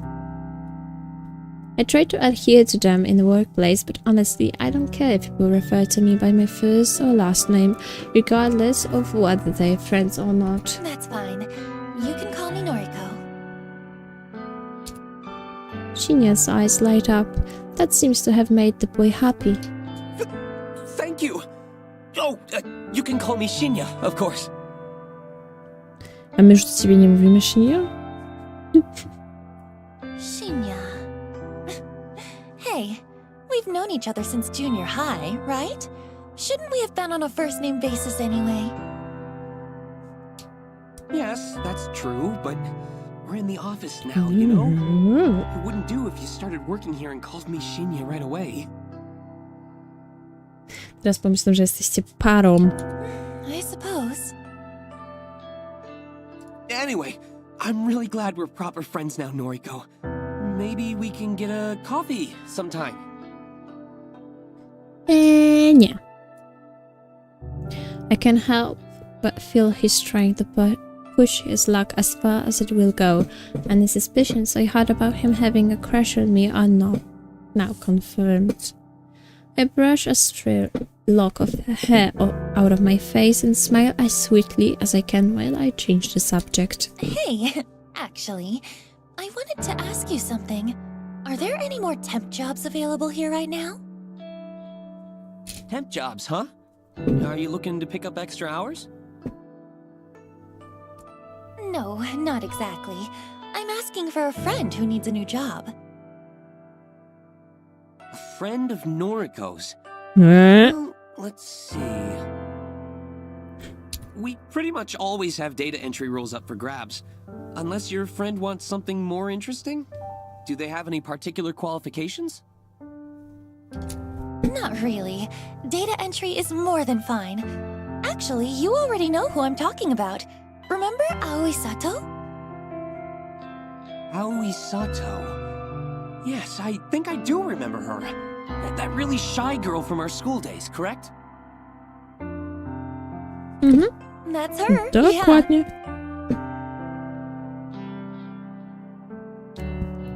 Masakra. On już ma serduszka w oczach i on jest tylko Noriko, nie? Zrobię dla ciebie wszystko. A my go wykorzystujemy. Wspaniałość. Wow, I never knew you were still in touch with school friends, Noriko. Przynajmniej ze mną nie byłaś. Oh, he's probably the only one. We're fairly close. Is that so? As for me, I don't really have any friends from back then. Depression time. Shinya's heartbreaking confession doesn't surprise me too much. He doesn't strike me as the type of person to have many friends at all. Sure, I'm the same, but... Oh, but what am I saying? We're friends now. So I guess I do keep in touch with school friends. Yay! Yeah, I guess so. I guess so. Hey, Zostaw I'll ask my mnie. superior if we can get Sato an interview. Is that okay? Perfect. I'd really appreciate that. Thank you, Shinya. No problem. Leave it to me. He gives me an awkward salute before skipping away. Our little exchange has obviously made him pretty happy. For some reason, something that Tomoe Watanabe said yesterday pops into my head. She mentioned that I'm leading Shinya on, but that's not true, is it? I shake the thought out of my head. I'm just being nice to him. That's not wrong, is it? I take a seat at my desk and perform my morning ritual. From my handbag, I retrieve my headphones, coffee, and breath mints. Computer on, music playing, coffee open. My fingers tap rhythmically against the keyboard and I slip into the usual work-day trance. Teraz mi się przypomniało, że muszę napisać do koleżanki z pracy, bo wczoraj udało nam się uratować chomiczka i chciałabym, żeby ona się upewniła, że on dostanie pićku, bo potem nie wiem, czy pani kierownik będzie pamiętała.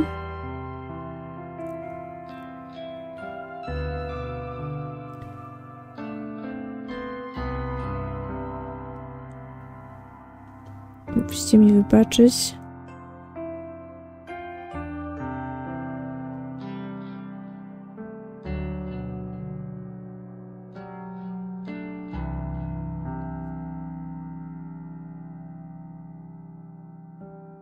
Dobra.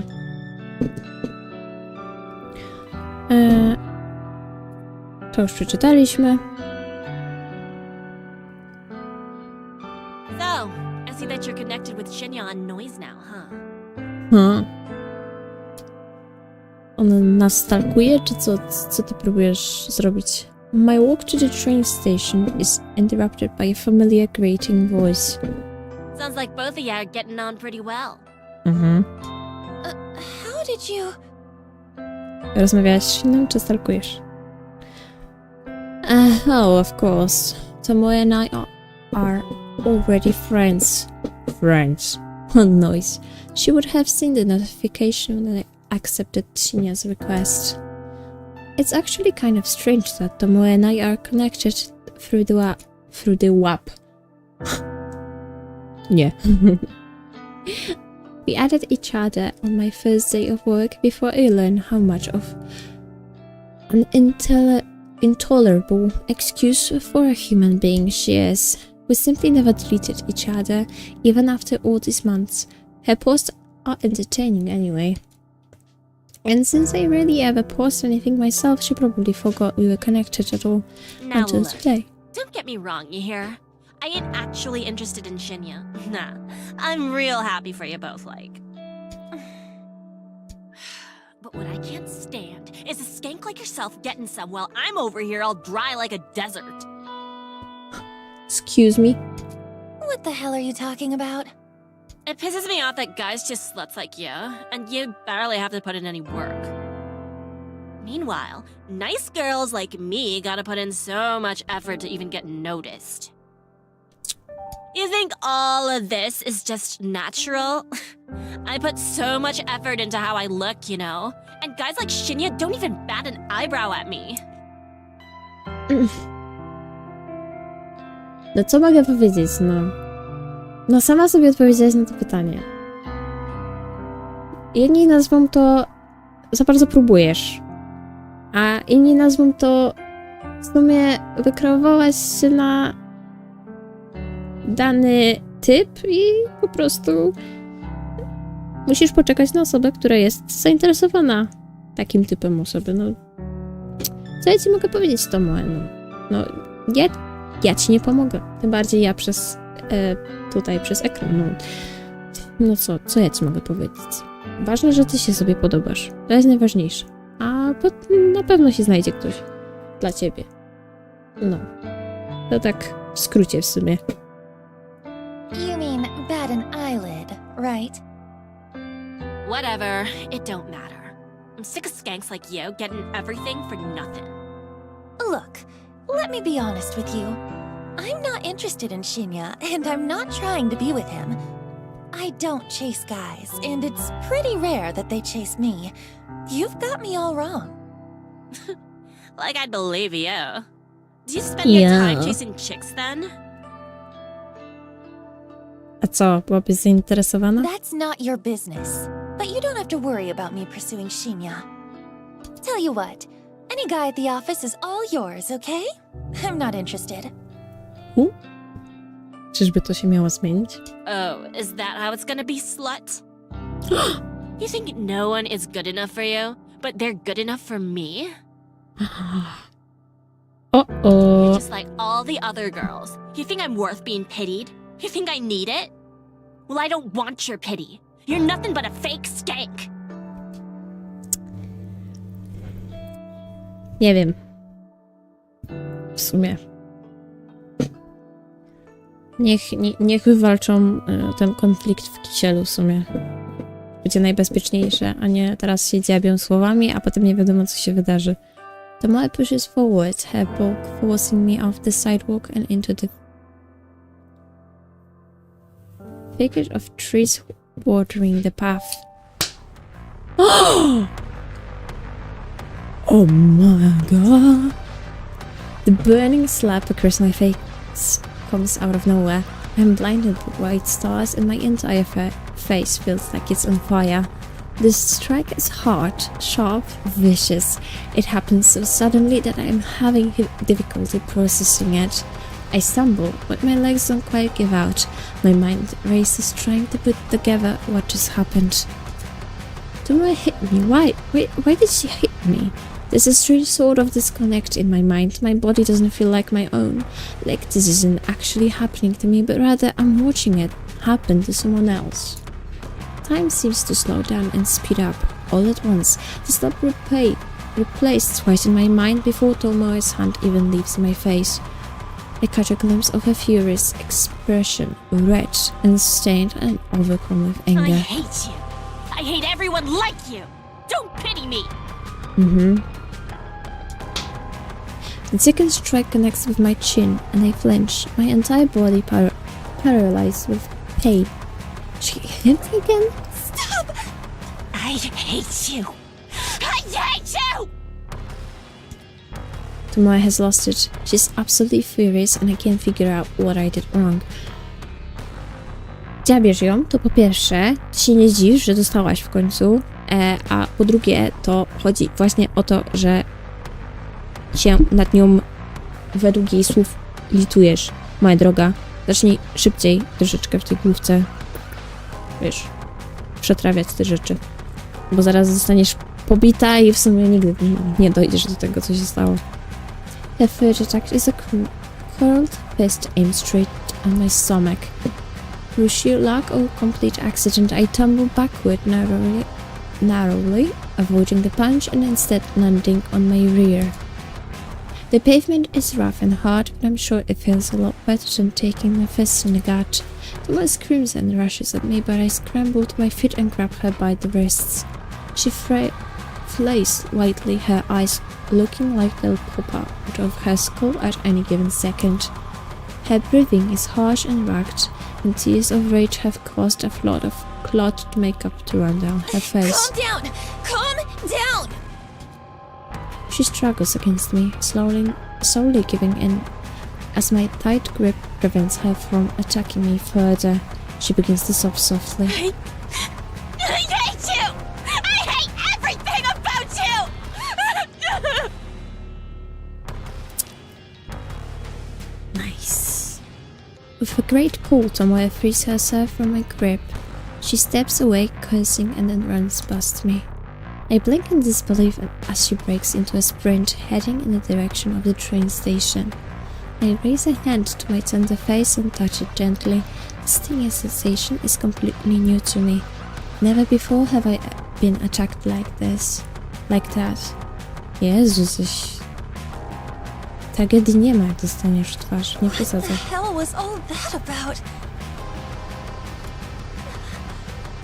I can't believe she hit me. Sakra.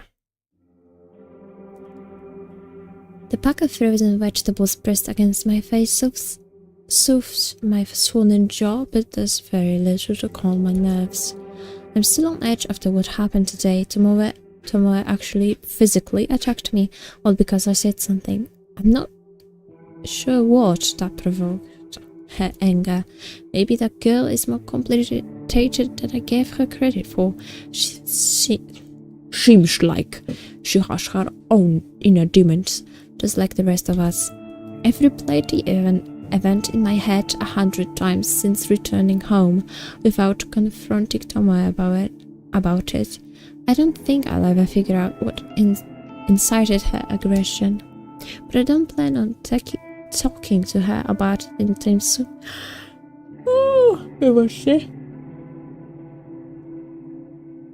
I wouldn't say I'm scared of her, but I don't exactly want to encourage a repeat performance. I rest the bag of frozen vegetables on a small coffee table next to me.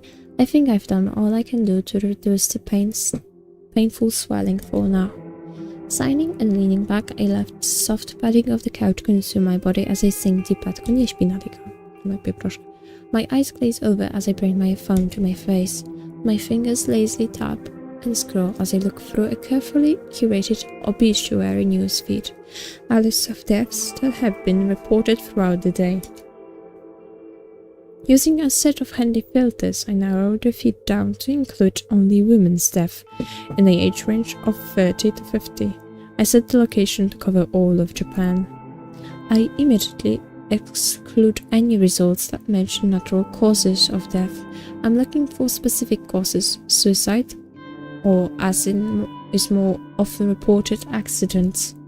Of course, I'm looking to find out whether my latest victim has offed herself yet. Should this search still return no results, then it's pretty easy to look up recent murders. There are few and far between.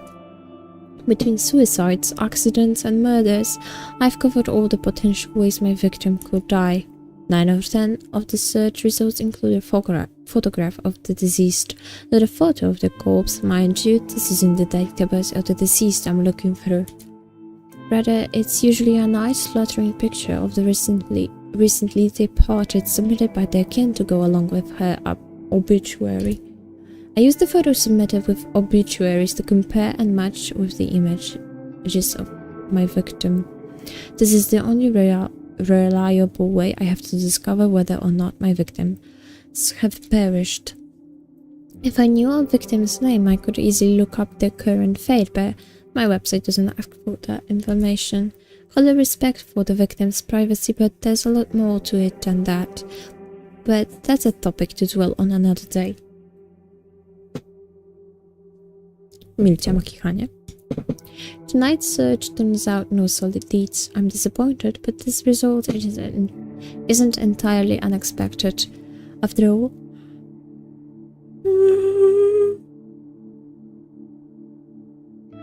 I set the date on the latest victim's photograph to tomorrow. There's still time for her to freak out and end it all. I decide to go to sleep early tonight. I'm not even feeling hungry enough to eat the cheap convenience store meal that's been sitting in my fridge since yesterday. Though if I go to sleep now, it will feel like tomorrow arrives sooner. Tomorrow. have to see Tomoe at work. There's no way I can avoid her since her desk is so close to mine. The idea doesn't sit well with me.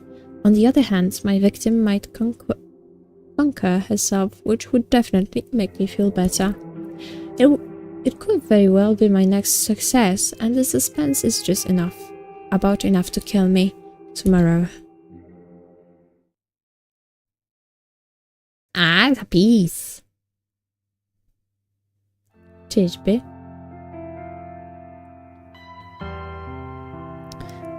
Maj 27. My typing is hesitant and distracted this morning. My fingers falter, misstep, and tap backspace repetitively. This is no good. I can't focus on my work while I'm staring at the top of Tomoe's head popping up from behind a monitor a few desks away. Even my work playlist isn't inspiring me to pulverize the keyboard today. Normally, a blast of pure volume and a shot of caffeine is enough to carry me to the greatest heights of productivity. I press a finger to my pursed lips, trying hard to regain my focus. I absent-mindedly noticed that I missed the edge of my top lip when applying lipstick this morning. Damn, I'm really out of sorts today. At least I managed to apply some extra blush to cover up the faint bruising on my face. I might have overdone it a little, but it's better than looking like I just stepped out of a boxing ring. Good morning, Noriko. Boy, have I got some neat news for you. Strzelaj. I'm so absorbed in my own thoughts that I barely register Shinya standing in front of my desk. Noriko? Excuse me? Noriko? Are you in there? Huh? My eyes fixate on Shinya's goofy smile. I quickly remove my headphones. Fujikawa, Shinya, sorry. Hi. Are you okay? Yeah, I'm fine. Tired is all. Oh, I hear you. I was up late last night. Boy, I must have been up past 10. Just could not put down this new crime thriller I've been reading. Wow. Nie spał od 10. Cóż za rebel. Oh, yeah, right. I was up late reading too. Your horror novels, right? Don't they leave you feeling a little scared before you go to sleep? Nie. No, not really. It's all fiction, so it's pretty easy to distinguish from reality. Tym bardziej jak pojawiają się przedwieczni. W sumie ciężko tak się bać przedwiecznego. Is that so? Wow, that's not like my book at all. Nawet jakby się miał pojawić, to w sumie tak już jest po tobie. Więc czego się bać? Podejrzewam, że nawet jakby się pojawił, to i tak nawet byśmy nie zarejestrowali, że nasz mózg nie potrafi zarejestrować tego, że to jest bóstwo, nie? Że to jest potwór. The crimes in this story are all based on real cases. My jaw hits the floor every time I turn the page. Podejrzewam, że jedząc do pracy słuchasz True Crime Podcast, co Shinya? Yeah. Anyway, let me tell you this. Your friend Sato can take a data entry opening starting from Monday.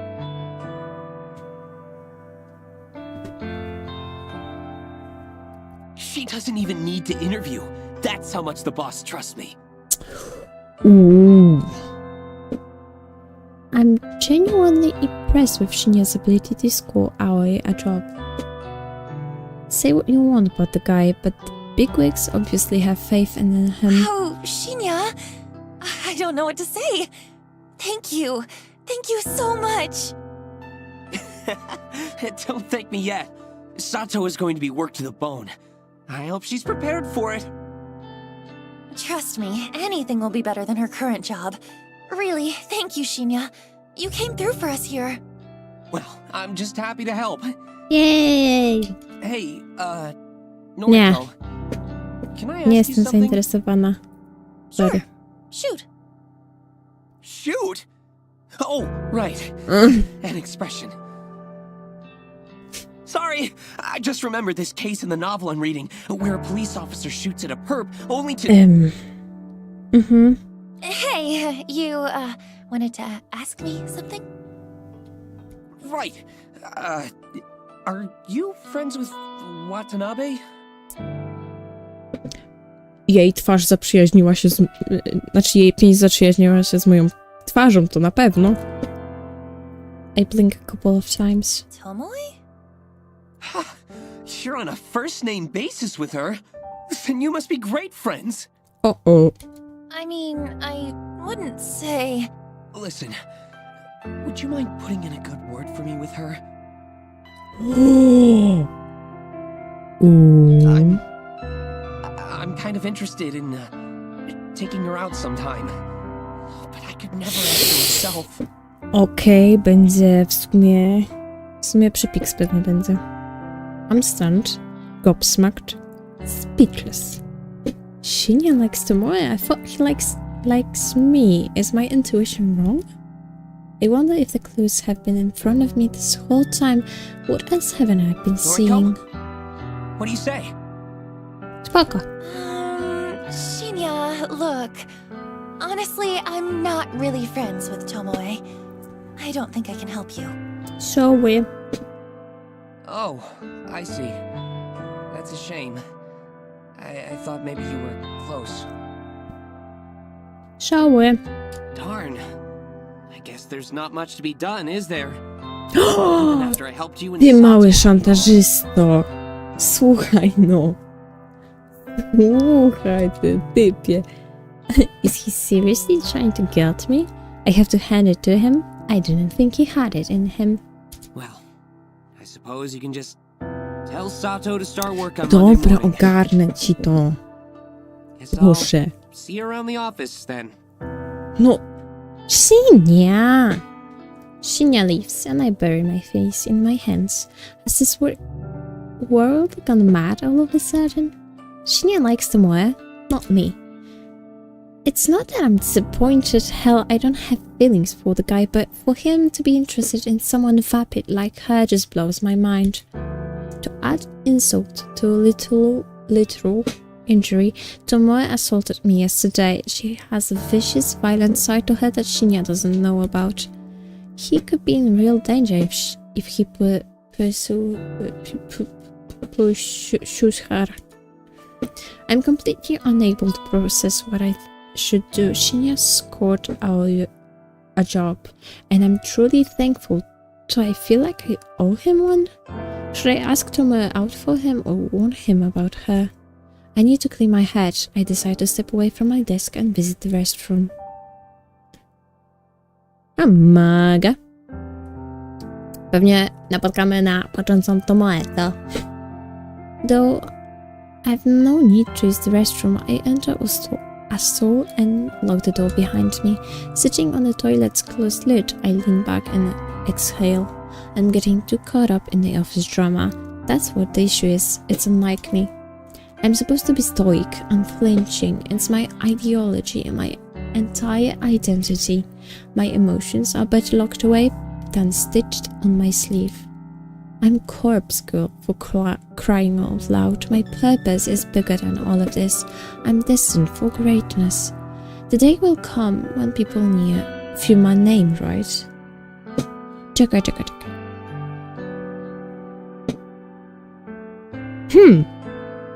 A może pojawi się ktoś, kto w sumie na podstawie morderstw albo ciężko powiedzieć w sumie, bo taka głupia myśl mi przyszła, że w sumie może ktoś pisze o tych morderstwach od Corpse Go i właśnie powstają książki na temat tych śmierci, nie? Albo ktoś po prostu bierze i zabija, nie? Nie wiem. Zobaczymy dalej. Nie wiem. Taka myśl. Rzucam tylko do eteru. I shake the doubts from my mind and pat my cheeks. I'm doing all of this for the right reasons. I know I am. If I start doubting myself now, I'll never see my mission through. An unfamiliar jingle rings out through the restroom, echoing off the walls. It sounds like a phone alert, but where did it come from? It takes me a few seconds to realize I have my own phone in my hand and it's vibrating incessantly. I must have grabbed it subconsciously from my desk when I stood up.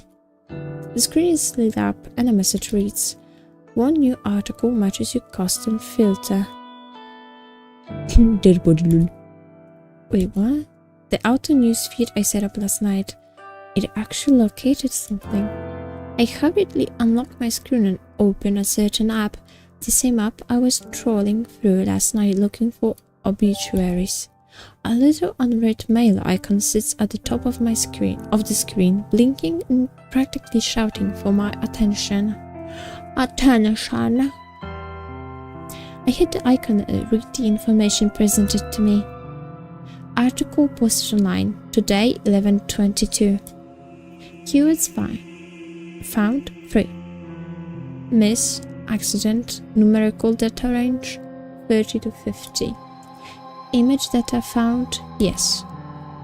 Wednesday, May 27th. Miss Okane Tsurumaki, 36, of Chiba Prefecture, was pronounced dead this morning at her personal residence, 8:38 a.m. The chief coroner reports that Miss Tsurumaki was involved in an accident resulting in self-asphyxiation. Czyli się udusiła. A nie, to nie jest Miss. Mrs.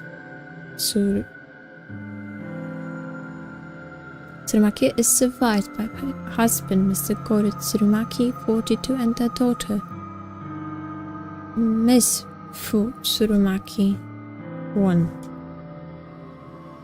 A funeral service will be held on Friday, May 29th. View image attachment. I hurriedly tapped the button and gasped as the image loads. It's her, the photo. It's unmistakably the same woman. Plain features, little makeup, no signs of personality. Akane Tsurumaki, the latest victim to receive a photo of her own corpse. My breathing stops all of a sudden. I'm gasping for air, my cheeks on fire, my fingers numb. I did it. My meticulously crafted photo cost this woman to end her own life. An accident resulting in asphyxiation. Kurde blade. Meaning she died by suicide, strangled herself, or had her head down in the bath. The news never reports anything as a suicide. It's such a taboo topic in this culture. Everything is about an accident. All this time I've been trying to compel somebody to kill themselves. My cursed photos constantly becoming more and more elaborate, more and more convincing and realistic.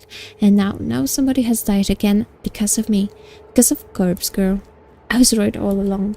I do possess power. I have the power to end lives through my work, my art. I've known it all this time and I've finally proven it. Ruri Hatano's death planted the seed of belief in my mind, the belief that Corpse Girl is more than a mortal being. And now Akane Tsurumaki's demise has caused those seeds to bloom and blossom into pure certainty. Certainty.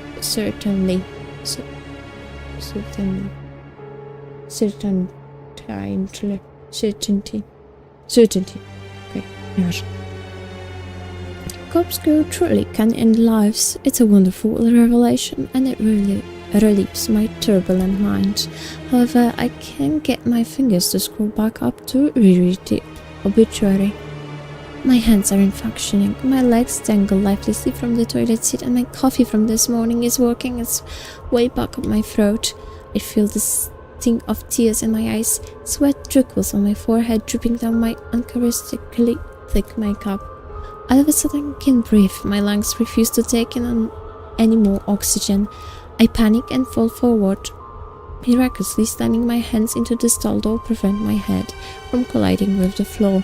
My nails scrape against the door's enamel panes, peeling chunks of green from the surface as I slide down and down, until my head rests uncomfortably on the damp tiles.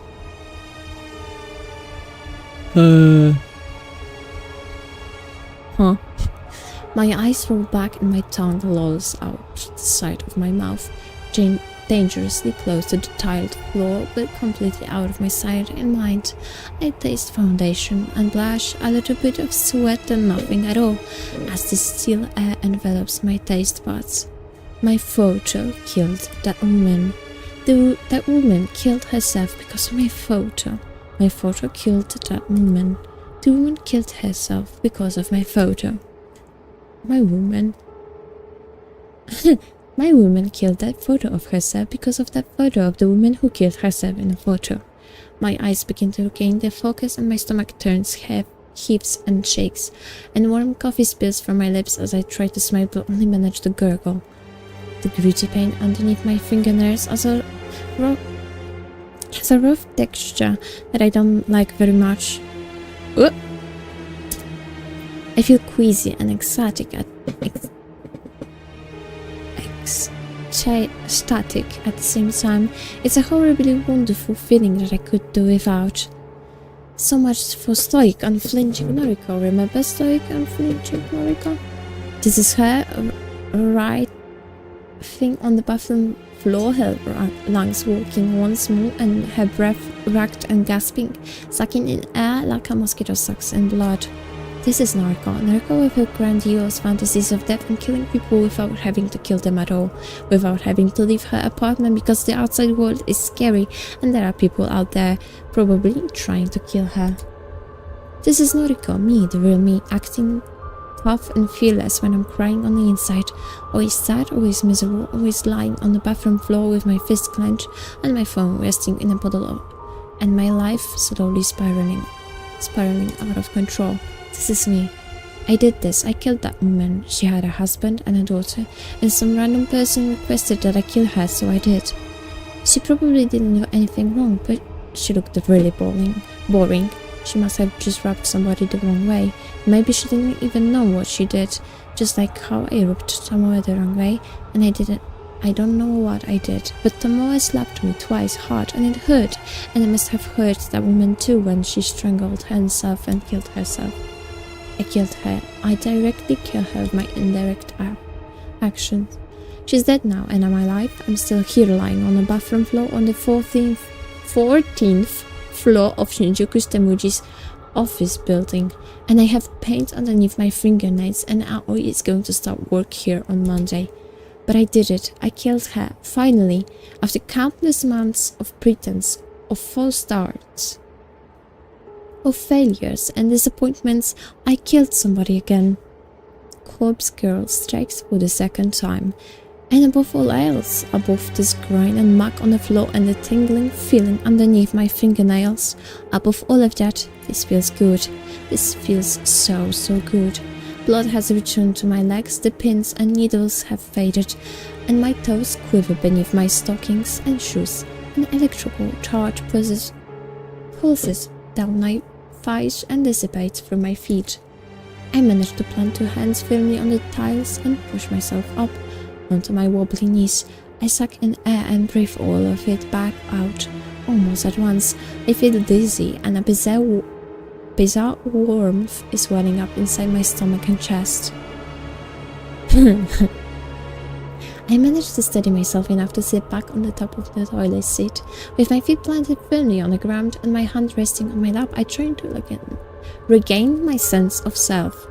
I might have lost my composure a little bit upon reading the news, but who can blame me? Everything I've worked for over the last year is finally starting. No payoff.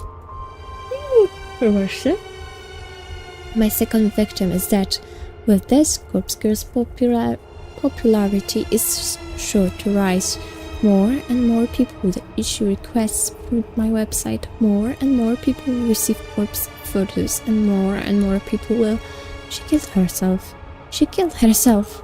Oh, how I wish I could see the real body. If only I could see her mangled corpse, drenched in sweat and finally at peace. I notice my phone is wet between my wet fingers. I must have subconsciously scooped it up from the pool of muck on the floor. I try to ignore the sticky texture clinging to the screen. My fingers no longer numb. I scroll up and reread the obituary article.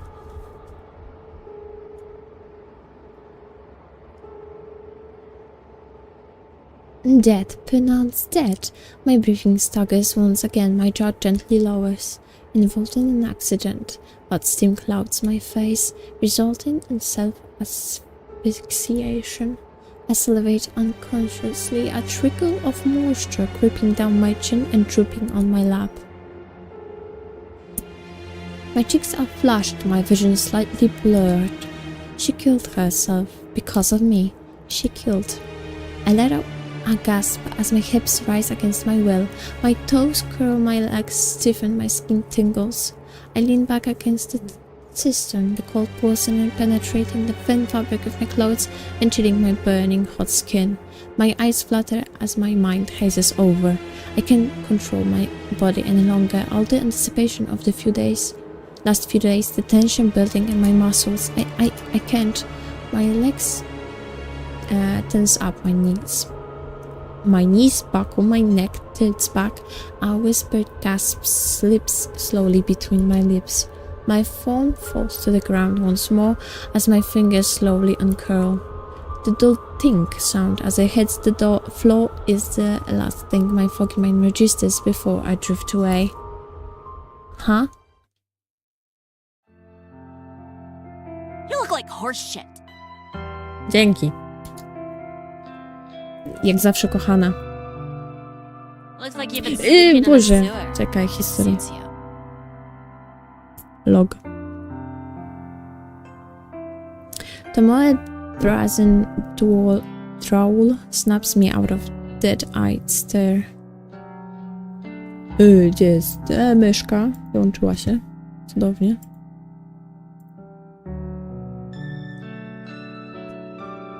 I don't know what she's talking about. I can't really focus on what she's saying. I realize I've been staring at my computer screen for about 20 minutes, rarely blinking. My mouth is dry as though I've stopped producing saliva altogether. A dull throb in my lap causes me to cross one leg over the other in an attempt to get comfortable. You know, I'm talking here. It's rude to ignore your superior. I swallow in an attempt to moisten my parched throat before speaking in a cracked voice. Do you need something? Thought you should know that Shinya and I are gonna hit the town on Friday night. Turns out he's fancied me for a while now. In the end, seems like the better gal won, don't you think? Yay! Seems that way.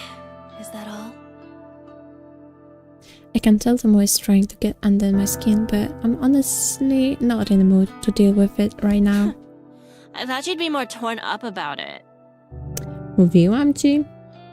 Nie jesteśmy Don't care in zainteresowani. the slightest. Why don't you go sit back at your desk?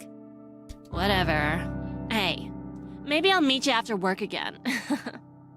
Why? So you can attack me again? I realized my voice was louder than intended. A few people nearby tilt their heads quizzically. Tomorrow that takes a cautious step Keep your back. voice down, psycho. Stuff like that's between me and you. Ja. You assaulted me. I should report you to the police. Dobra, skończ. Don't you dare!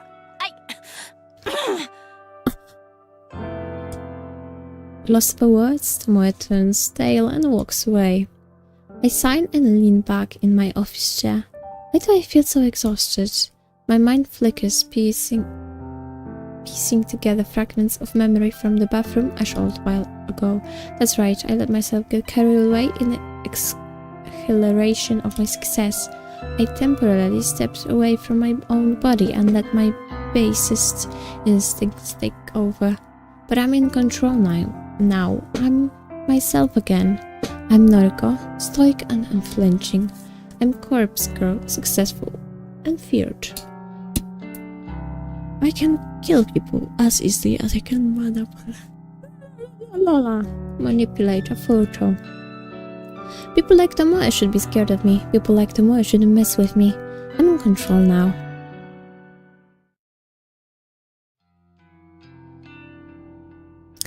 Climbing the steps to my apartment is always such a chore. I wish I'd moved into a building with an elevator, but I simply couldn't afford to when I first moved out of my own last year. These old apartment buildings creak and groan when you ascend the stairs. On top of that, you can hear the bustling of other people within their tiny homes as you progress up each floor. There's always a slight whiff of mold or mildew whenever I ascend the stairs. I want to chalk it up to the fact that the building is so old, but it is possible some of the residents here don't keep their apartments very clean. At the very least, this neighborhood is decent. I feel safe in my home, even if it's small and cramped. And my neighbors are respectful from what I can tell, not that I really know them at all. In fact, the only neighbors I have regular contact with are the very same ones I reach Wi-Fi from. Some middle-aged divorced guy named Kenji who lives on the floor below me, and his daughter Momo. Kenji's a descendant of guy who works overnight, which unfortunately means Momo is left home alone a lot in the evenings. Momo's a sweet girl, perhaps 6 or 7 years old. Occasionally I hear her singing Drift Up into my apartment, but it doesn't bother me too much. She's just a kid. It's the very same Kenji and Momo that I bumped into when I'm climbing the stairs this evening. Good evening. Hello. We're just on our way to get some dinner. Isn't that right, Momo? Yes. That sounds nice. I hope you have a good meal. Thank you. Say, are you feeling okay? You look like you've been in some trouble. There's dirt or something all over that side of your face.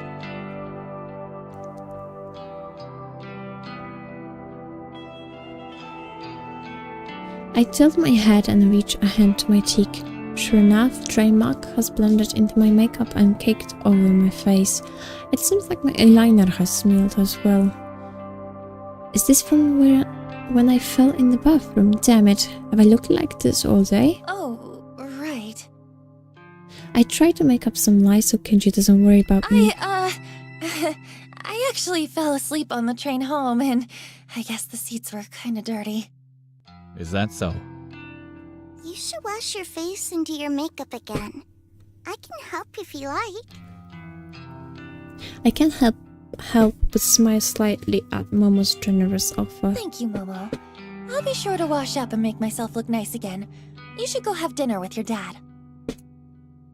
The girl nods resolutely. Well, I hope you're okay at any rate. Have you been working hard at the bank? Oh, actually, I just work at the head office for the bank, so... Oh, that's right. Sorry. Data something, right? A po co my ich poznajemy Yeah. w sumie? Data entry. It's a bit dull, but I'm happy enough. That's good.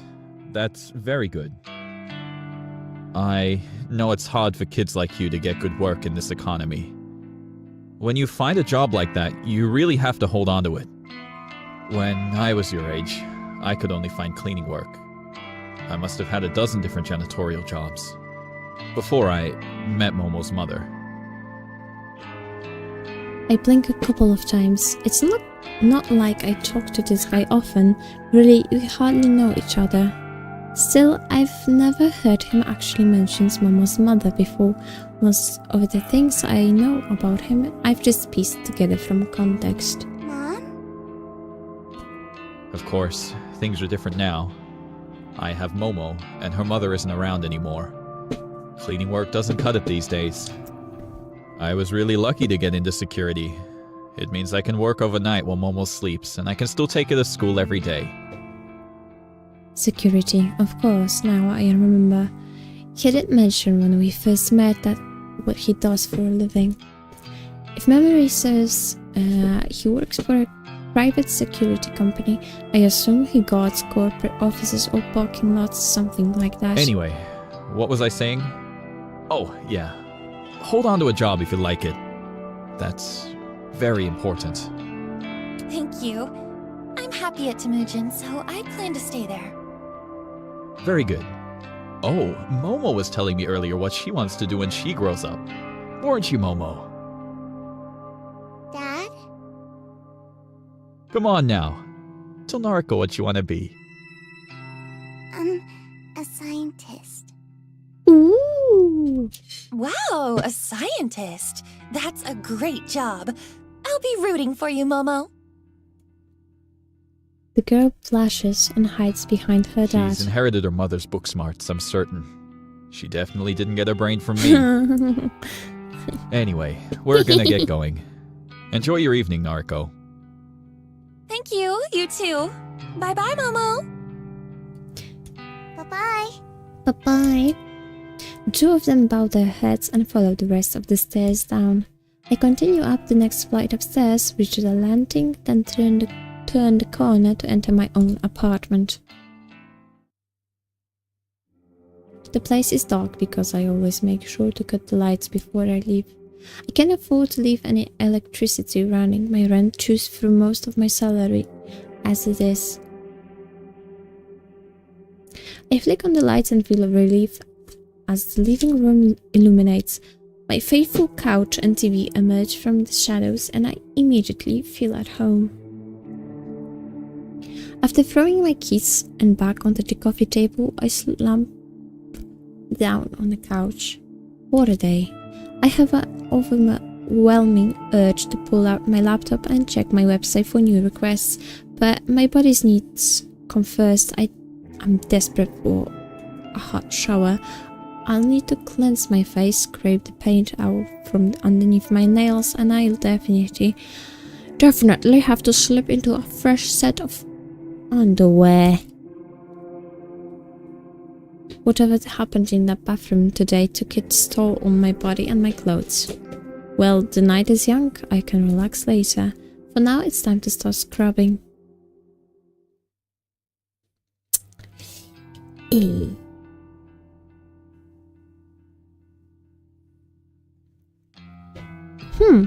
Czekajcie, ja sobie w sumie zapiszę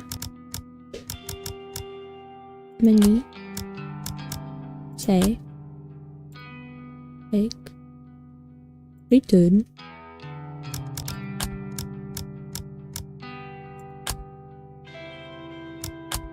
Zobaczę... Aha, ona jest znowu tylko. Okej. Ja bym w sumie wiedzieć, jak daleko jesteśmy do zakończenia chapteru. Ale... ciężko stwierdzić. Ile my już nagrywamy? 2,5 godziny. Dobra.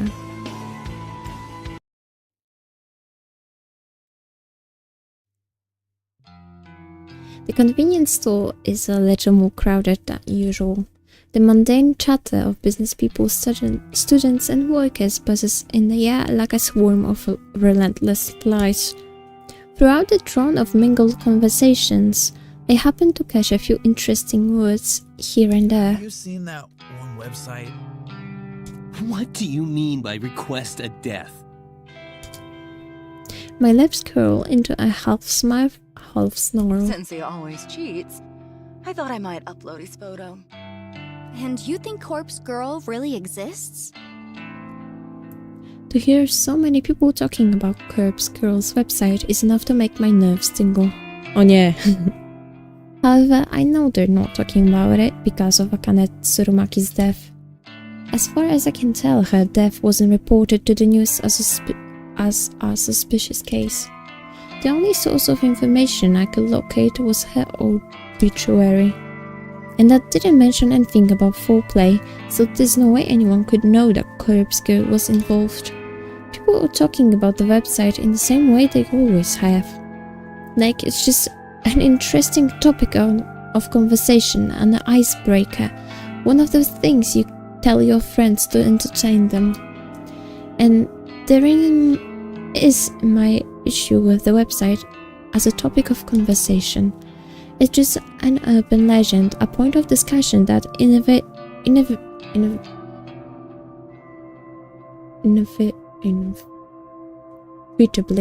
fizzles out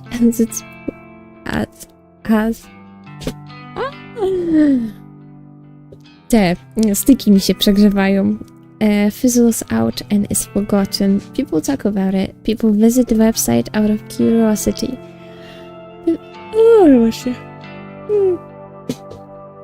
But very few people take action and request a death. That's the part that annoys me. If people don't actively participate, how can I prove myself to the world? How can Corpse Girl claim her victims if there are no victims to be claimed? As long as the website is simply a talking point, a myth, an icebreaker, then Corpse Girl's ambitions will remain unfulfilled. To be fair, I haven't yet provided a compelling reason for people to take the website seriously. The death toll is humiliatingly low. I need to ramp it up and step up my game for Corpse Girl's sake. Until I manage to do that, people will continue to simply discuss the website in hushed tones, like it's some taboo fantasy that shouldn't be spoken of. But with so much time and some more victims, soon everyone will know the fear Corpse Girl. Thanks to the constant drone in the convenience store, I barely registered the quiet melody of a ringtone. Eventually, my ears become keen enough to pick it out, and I answer my phone. Hey. Good morning, Noriko. Is this a bad time? Not at all. I'm at the convenience store. Oh, good. I wanted to catch you before work. No worries.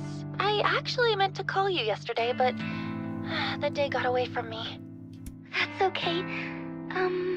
I wanted to ask if you spoke to Shinya yet? I sure did. Guess what? What? You start work on Monday! You'll be doing data entry with me. We might even get to sit near each other. Oh my gosh. Really? Are you telling the truth? Yeah, Prima, please. You've been bamboozled. Of course. When have I ever lied to you? Oh, Noriko. I'm so excited. Thank you. Thank you so much. Does this mean I can quit the maid cafe now? Yep. Quit today if you can. Oh my gosh. Thank you. Thank you. Aoi, are you crying? I'm so happy.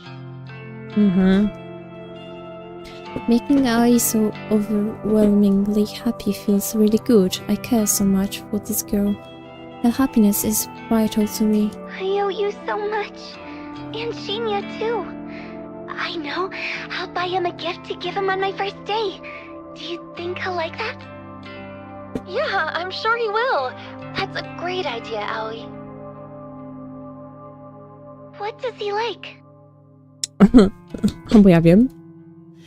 I managed to spill the answer to that without having to think Crime twice. novels. Oh, really? Oh, his dad is a detective, right? Okay, I can get something like that. Right now, I'm going to march into the cafe and quit. Nice. You tell him. Good luck, kid. Okay, bye, Noriko. The call ends and I smile. Aoi sounded so happy. I'm really glad that I could help her out. She deserves to be happy.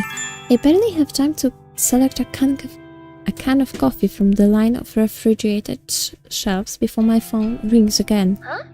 Aoi? Sorry to call again, Noriko. I just, something was bugging me, so... What's up? Więc? Did I, this is going to sound stupid. Did I thank you for getting me the job? Oh, yeah, you did. A few times, I think. Okay, phew. I just wanted to check. It was bothering me, and I didn't want to come off as ungrateful, so... you know what? Just to make sure. Thank you, Noriko. Okay, I'm going now, really. Bye-bye. Bye-bye. Bye, Aoi. The call ends and my brow furrows. That was strange, but maybe not so strange for Aoi. I guess she really wanted to be polite. I shrug it off and return to selecting my coffee for the day.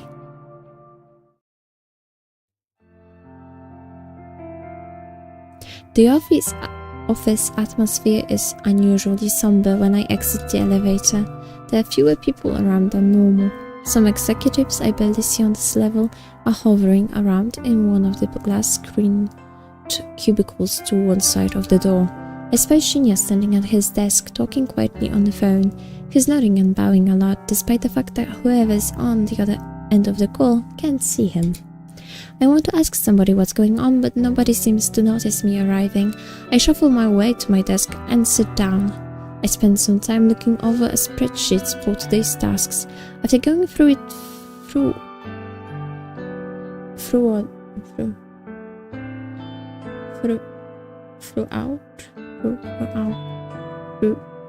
thoroughly, Shinya arrives in front of my desk, seemingly out of breath. Noriko, has anyone filled you in yet? Huh? No, what's going on? Why is half the office empty? Well, you see, somebody within the company died yesterday. Oh? Somebody we know?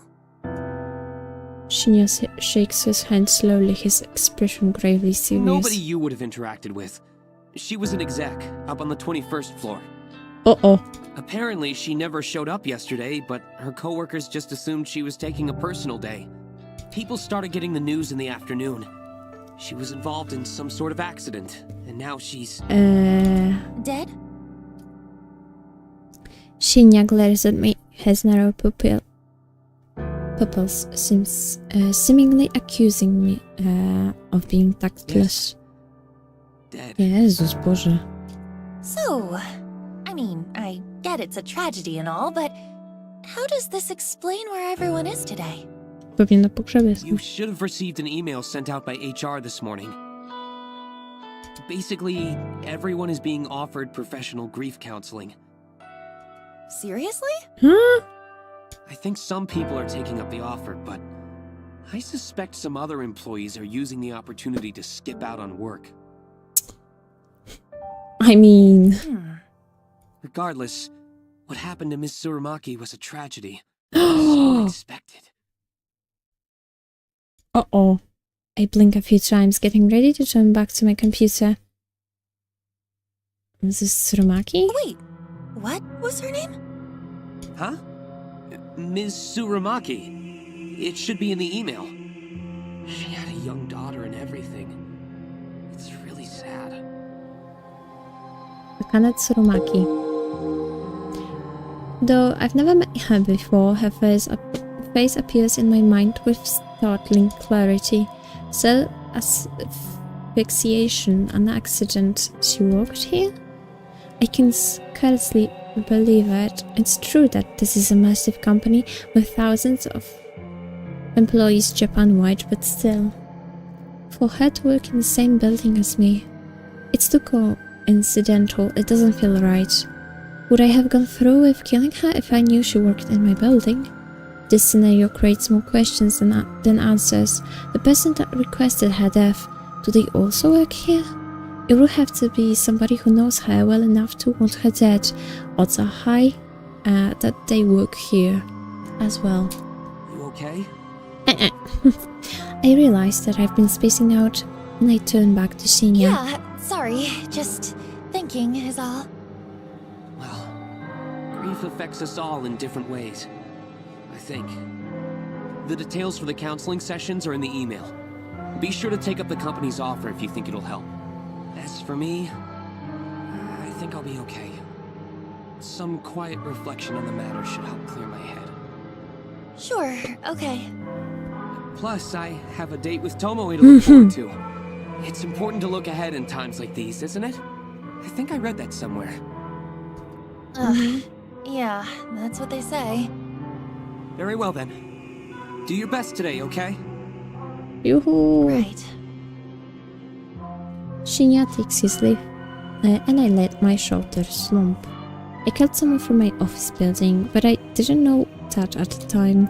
Could my involvement be traced? No, I was careful to cover my tracks. I deleted the photos from my computer, discarded burner phones, SIM card, and trashed the phone itself. There's no way anyone will find out I was involved. Besides, I don't even know if authorities are treating the case as a murder. As far as general information goes, it would seem like it truly is being treated as an accident. I'm in the clear. I know I am. However, I sure would like to uncover the identity of the person who requested Tsurumaki's death. The thought that it could be someone I work with makes me way too curious.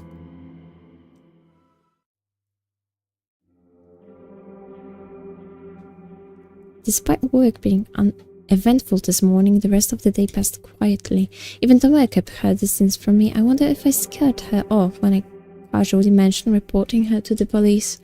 Not that I actually would report her, that would lead to the police getting mixed up in my life, and I can't really have that considering my moonlighting occupation, especially now that I know I have a connection to Tsurumaki. I brush my hair in front of the mirror in my bedroom. I remove my makeup and reveal the ever so faint bruise on my cheek, the fading token of my fight with Tomoe. Since tonight is rather cold, I decide to snuggle up under the covers in bed with my laptop. I crawl into bed and pull the plush blankets up over myself. The warmth and softness is immediately comforting, and I have to fight the urge not to fall asleep here and now. To keep myself awake, I check the requests on my website. I'm pleasantly surprised to find there are 2 new requests, 2 in one day. My heart begins to race and I quickly open the messages. The first message reads, request details. Today, 11:14 AM. Victim's phone. Image attachment not found. No image attachment? What? I thought I configured the website to reject requests unless an image is attached. This is really irritating. I got my hopes up for nothing. It takes me a second to remember that there's another request waiting. My optimism renewed, I hurriedly click into the unread message. Request details. Today, 5:06 PM local time. Victim's phone. Downloading image attachment. Yes, this request has been submitted correctly. The image is loading before my eyes. The new victim is male, early 20s, his fit and athletic looking. Trochę wyglądał jak Kenji i miał takie His clothing is casual, so it's impossible to infer what kind of work he does. The photo of him is pretty simple. I don't know if he uses it for his noise profile or if it's an ID photo of some sort. Either way, he looks like a happy person. I'm not so naive to pretend I can guess at the reasons this guy is wanted dead. Perhaps an ex has submitted his details after a bad breakup, or a jealous siblings wants him out of the picture. People's motivations are purely selfish. Requesting the death of somebody is guaranteed to be motivated by self-interest. So why did somebody want Tsurumaki dead? She was so plain looking, so uninteresting. She didn't look like she was capable of ever thinking about wronging somebody. Did somebody want revenge on her? Or did someone simply find her so dull that the thought of removing her from the planet seems appealing? I interrupt my own thoughts and return to the task at hand. Dwelling on a past victim won't do me any good if I want to continue my streak of success. This new guy is attractive. It's almost a shame to have to chop him up. Well, we all get what's coming to us. No sense in trying to avoid scaring a pretty face. Beauty is superficial anyway. I know that as well as anyone.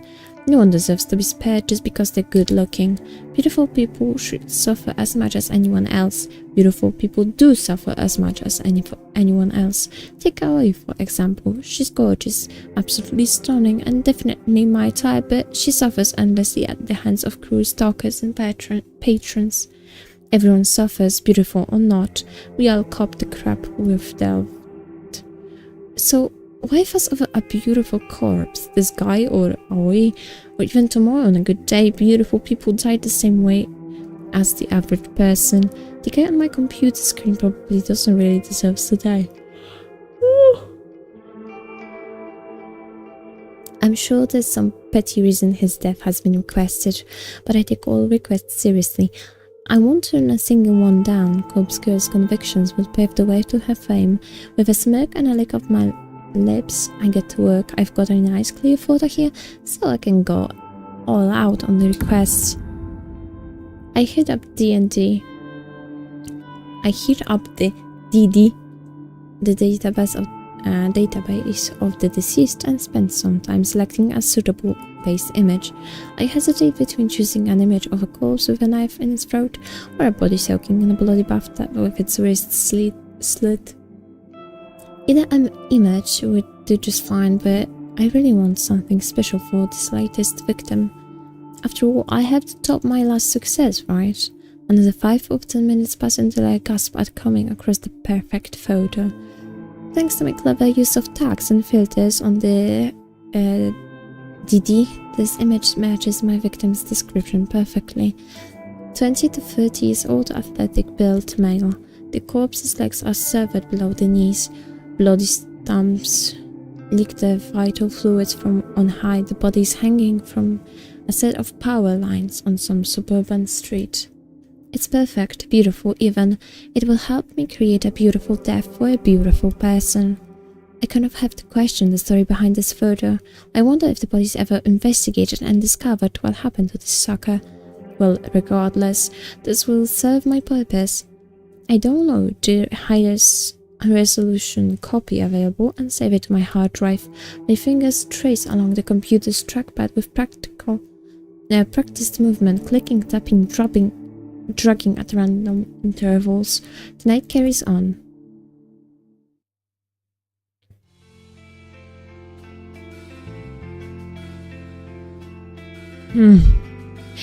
Okej.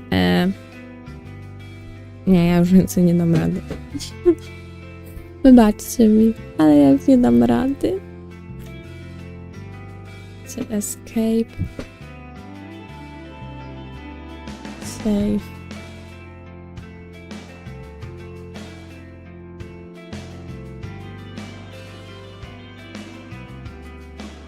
Okej. Dobra. Dzisiaj zrobiliśmy progres. W sumie nie wiem, jak daleko jesteśmy od końca chapteru, ale to najwyżej ten chapterek sobie zakończymy w następnym live'ie i po prostu postaramy się znowu przejść jak najdalej w fabule. Nagrywamy już, znaczy streamujemy prawie 3 godziny. Ja już jestem strasznie głodna i boli mnie gardło. Więc wydaje mi się, że to jest idealny moment, żeby zakończyć. Tym bardziej, że w sumie zmieniła nam się sceneria. Wcześniej gadaliśmy o zabójstwach i w ogóle martwych ciałach, pięknych ludziach, a teraz jesteśmy na stacji, więc idziemy do naszej nudnej roboty. Ja Wam bardzo dziękuję za oglądanie tego live'a. Bardzo Wam dziękuję też za oglądanie zapisu z tego live'a. Jestem niesamowicie wdzięczna, że tutaj ktoś chce oglądać tę serię. Jeszcze raz przepraszam, że tak to wygląda, że ja nie tłumaczę. Wygląda to tak, że ja czytam, gdzie moje wymawianie tych słów, ten mój akcent nie jest najlepszy. Za co przepraszam, ale wolę, żeby było to czytane, niż żebyśmy mieli brać i przeklikiwać to wszystko, aż będzie głos jakiegoś aktora.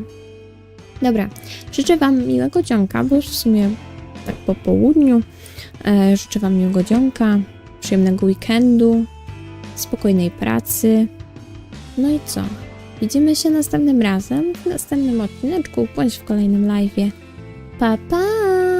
Czekajcie, zgubiłam myszkę. Pa, pa!